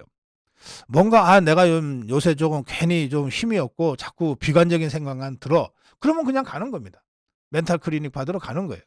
가서 전문의하고 상담을 하면서도 자연스럽게 해소가 되고 대개는 약물을 처방을 받습니다. 그런데 우리나라는 오랜 이 전통 속에서 보면 이게 좀 뭐 정신이 좀 뭐 잘못됐다든지 뭐 여러 가지 하는 것 자체를 굉장히 금기시하고 터부시해 왔기 때문에 이걸 감춰요. 그리고 실제로 감기 걸렸다고 해서 뭐 입사 시험에 불이익 받지 않잖아요. 그런데 아주 가벼운 정신적 감기가 정신과 진단으로 나오면 이것 때문에 뭐 입사에 지장을 받거나 하는 현실이 있단 말이에요. 그러니까 감추기도 합니다. 그러다 보니까 실제로 인구의 한 15% 20%는 멘탈 클리닉이 필요한 상황인데도 나 정말 좀 진료를 받아야 되겠어요 라고 정신과에 가는 사람들은 3%에서 5%밖에 안 된다고 합니다. 그러니까 나머지는 실제로 감기로 아프지만 약도 안 쓰고 버티는 거예요. 이게 이제 제가 보기에 이제 우리 사회가 이런 점에서는 좀 더 맑고 투명해지고 개방적이고 또 좀 관용적이고 이런 문제에 관해서 그렇게 좀 나갈 필요가 있다고 제가 평소에 생각했던 겁니다. 그러니까 이제 우리나라의 이런 문화를 염두에 두면 이재명 본인이 스스로 유튜버라고 하는 공개된 방송에 나와서 나 요새 우울증이 걸렸다고 할까라고 고백했다는 것은 이게 상당히 심각할 수 있다는 거예요. 웬만해서는 내가 요새 우울증인 것 같아 이런 말도 안 한다니까요. 친한 친구 사이에서도. 직장 동료들한테 내가 요새 좀 우울증인 것 같아 이렇게 얘기하는 사람은 없어요. 그냥 나 좀 요새 좀 스트레스가 많아 피곤해라고는 표현하지만. 이재명이가 유시민이가 진행하는 유튜브에서 이렇게 얘기했다는 걸 듣고 제가 깜짝 놀랐어요. 이거 심각하겠구나. 그래서 제가 권합니다. 이거 숨길 거 아니고 부끄러워할 일도 아니다. 아니 이재명이라고 해서 감기 안 걸리냐. 몸살 안 걸리냐. 걸린다. 나도 감기 걸리고 몸살 걸리고 감기약 먹고 몸살약 먹는다. 정신적 감기에 불과한 거다. 이게 우울증이라고 하는 게. 그러니까 약할 때 빨리 가서 치료받아라. 그리고 제대로 처방받고 약물 치료도 하는 게 좋다. 제가 이렇게 진짜 이재명이한테 권하는 거예요. 이 우울증은 말이죠. 우울감이 들고 활동력 저하로 나타납니다. 감정을 조절하는 뇌의 기능에 변화가 생겨서 부정적 감정이 자꾸 나타나는 거예요. 그게 우울한 기분으로 나타나는 거죠. 그 특징은 우울한 기분, 의욕이 저하하고 관심이 저하하고 정신활동이 저하되는 겁니다. 그리고 초조해지고 번민하게 되고 식욕 저하하고 수면에 자꾸 잠을 자게 되고 또는 거꾸로 잠을 덜 자게 되고 불안감에 시달리고 이런 게 우울증에 나타나는 현상들이에요. 이재명 잘 한번 생각해 보세요. 내가 지금 이런 상태인가? 아마 그럴 거예요. 이 우울증이 반복적으로 나타나는 경우가 많습니다. 어쩌다 한번 나타나서 평생 안 나타나는 경우는 정말 운 좋은 경우고 한번 나타나면 이게 좀 괜찮다가도 또 나타나고 하거든요. 그러니까 치료하라는 거예요. 이것을 전문의들은 심리적 치료와 약물 치료를 병행하고 있습니다. 흔히 우리가 우울증 그러면 정신과 의사들이 말 몇 마디 듣고 말 몇 마디 해주는 걸로 돈 버는 줄 착각하시는데 그게 아니고 상당히 많은 부분은 약물 치료를 병행하거나 약물 치료를 주로 합니다. 이게 호르몬 계통에 약간의 이상으로 생긴 그런 심리적인 징후들일 수 있기 때문에 그렇습니다. 그래서 이렇게 얘기하는 거예요. 마음의 감기라고 부르는 우울증이다. 누구나 걸릴 수 있다. 그런데 이걸 제대로 치료하지 않으면 이게 깊어지면 삶 자체를 위협할 수 있는 위험한 질병으로 언제 발전할지 모른다. 왜 우리가 대장경 이런 거 할 때 용종 있잖아요. 용종. 그건 아직 암이 되기 전이니까 대장경 하다가 용종 발견되면 그냥 제거하면 끝나요. 놔두면 암이 되는 거예요. 지금 이재명의 이 정신 상태가 어느 정도인지는 모르겠지만 본인이 방송에 나와서 우울증 또는 이 우울증에 걸렸다고 할까라고 얘기할 정도면 이거는 가벼운 단계를 지났을 수 있으니까 지금 바로 정신과로 가라는 거예요. 우울증에는 이제 우리가 일반인들이 흔히 앓는 약간씩 한 번씩 알아본 우울증 중에는 임신 우울증이 있어요. 산후 우울증도 꽤 있습니다. 이게 심해지면은 이제 아이한테 뭔가 좀 위해적인 행동을 하기도 하죠. 주부 우울증도 있어요. 또는 그런 것도 있습니다. 설날이나 추석 같은 명절 때 주부들이 우울증 걸리는 경우도 있어요. 미리 막 며칠 전부터 막 걱정이 되고 막 가슴이 뛰고 시댁 식구들 어떻게 보나 그러고 그런 거 우울증이에요. 계절 우울증도 있습니다. 가을이 되면 왠지 남자들이 좀 우울해진다 그러잖아요. 그런 계절 우울증도 있어요. 제가 경험한 바로는 감방 우울증도 있습니다. 늘 어떻게 되나 노심초사하다가 막상 잡히면 또는 공범들이 잡혀 들어가면 그때부터 정말 불안해지는 거예요. 야, 김용희가 뭔 소리를 할까? 야, 정진석이 저게 잘 버텨줘야 되는데 저게 혹시라도 지금이라도 땀만 먹고 나한테 뒤집어 씌우고 지는 빠져나가려고 그러면 어떡하지? 이런 생각 안 할 수 없잖아요. 거기서 오는 이 수사 관련 우울증 굉장히 심합니다. 감방 우울증도 있어요. 제가 경험해서 아는데 이 감방 우울증, 수사 우울증은 자수하면 해소됩니다. 자수하고 광명 찾자는 게 그냥 하는 말이 아니에요. 도망 다니는 게 얼마나 힘든데요. 그리고 공범들이 하나씩 하나씩 잡혀 들어가는데 자기는 괜찮을 거라고 하루에도 10대 번씩 다짐하죠. 그렇지만 전화만 올리면 어이쿠 뭐 검찰이나 오라 그러는 거 아니야? 야, 신문에 아마 신문 제대로 못 볼 거예요. 김영희 이름만 나와도 얘가 또 뭔 소리 했나? 유동규 이름만 나와도 아 이번에 얘가 뭘 폭로했지? 김영희 이름만 나와도 야 이번에 또 돈이 얼마야? 그거 정상적으로 살 수가 없어요.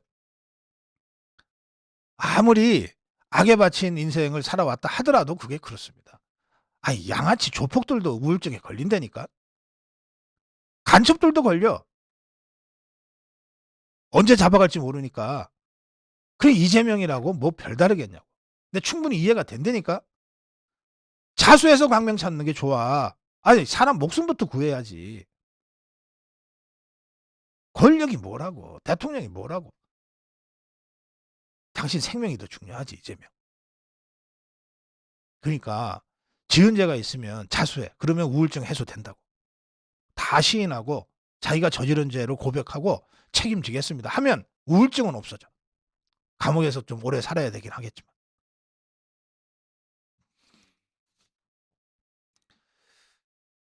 왜 그런 인간 걱정하냐 그러는데 아 그래 이재명이 아직도 제 눈에는 사람으로는 보입니다. 예, 그러니까 예, 걱정해 줘야죠. 예, 이 방송 뭐 아마 보고 있을 텐데 녹화한 거라도 보고 있을 텐데 이 방송 보면 아 그저 창피하지 말고 어, 저 아는 병원 저 점이 있니 없니 그런 거 저 밝혔던 그런 데 말고 예, 그런 데 말고 내가 알기로 세브란스 정신과 이런 데가 진짜로 전문의들이 아주 훌륭한 분들이 많이 계시다고 내가 알고 있거든요. 그러니까 그런 데 가서 아, 요즘 제가 너무 불안해요. 아, 정말 우울해서 이러다가 어떻게 될지 모르겠어요. 치료받으러 왔어요. 이렇게 하라고. 아, 사람 목숨부터 구해야지.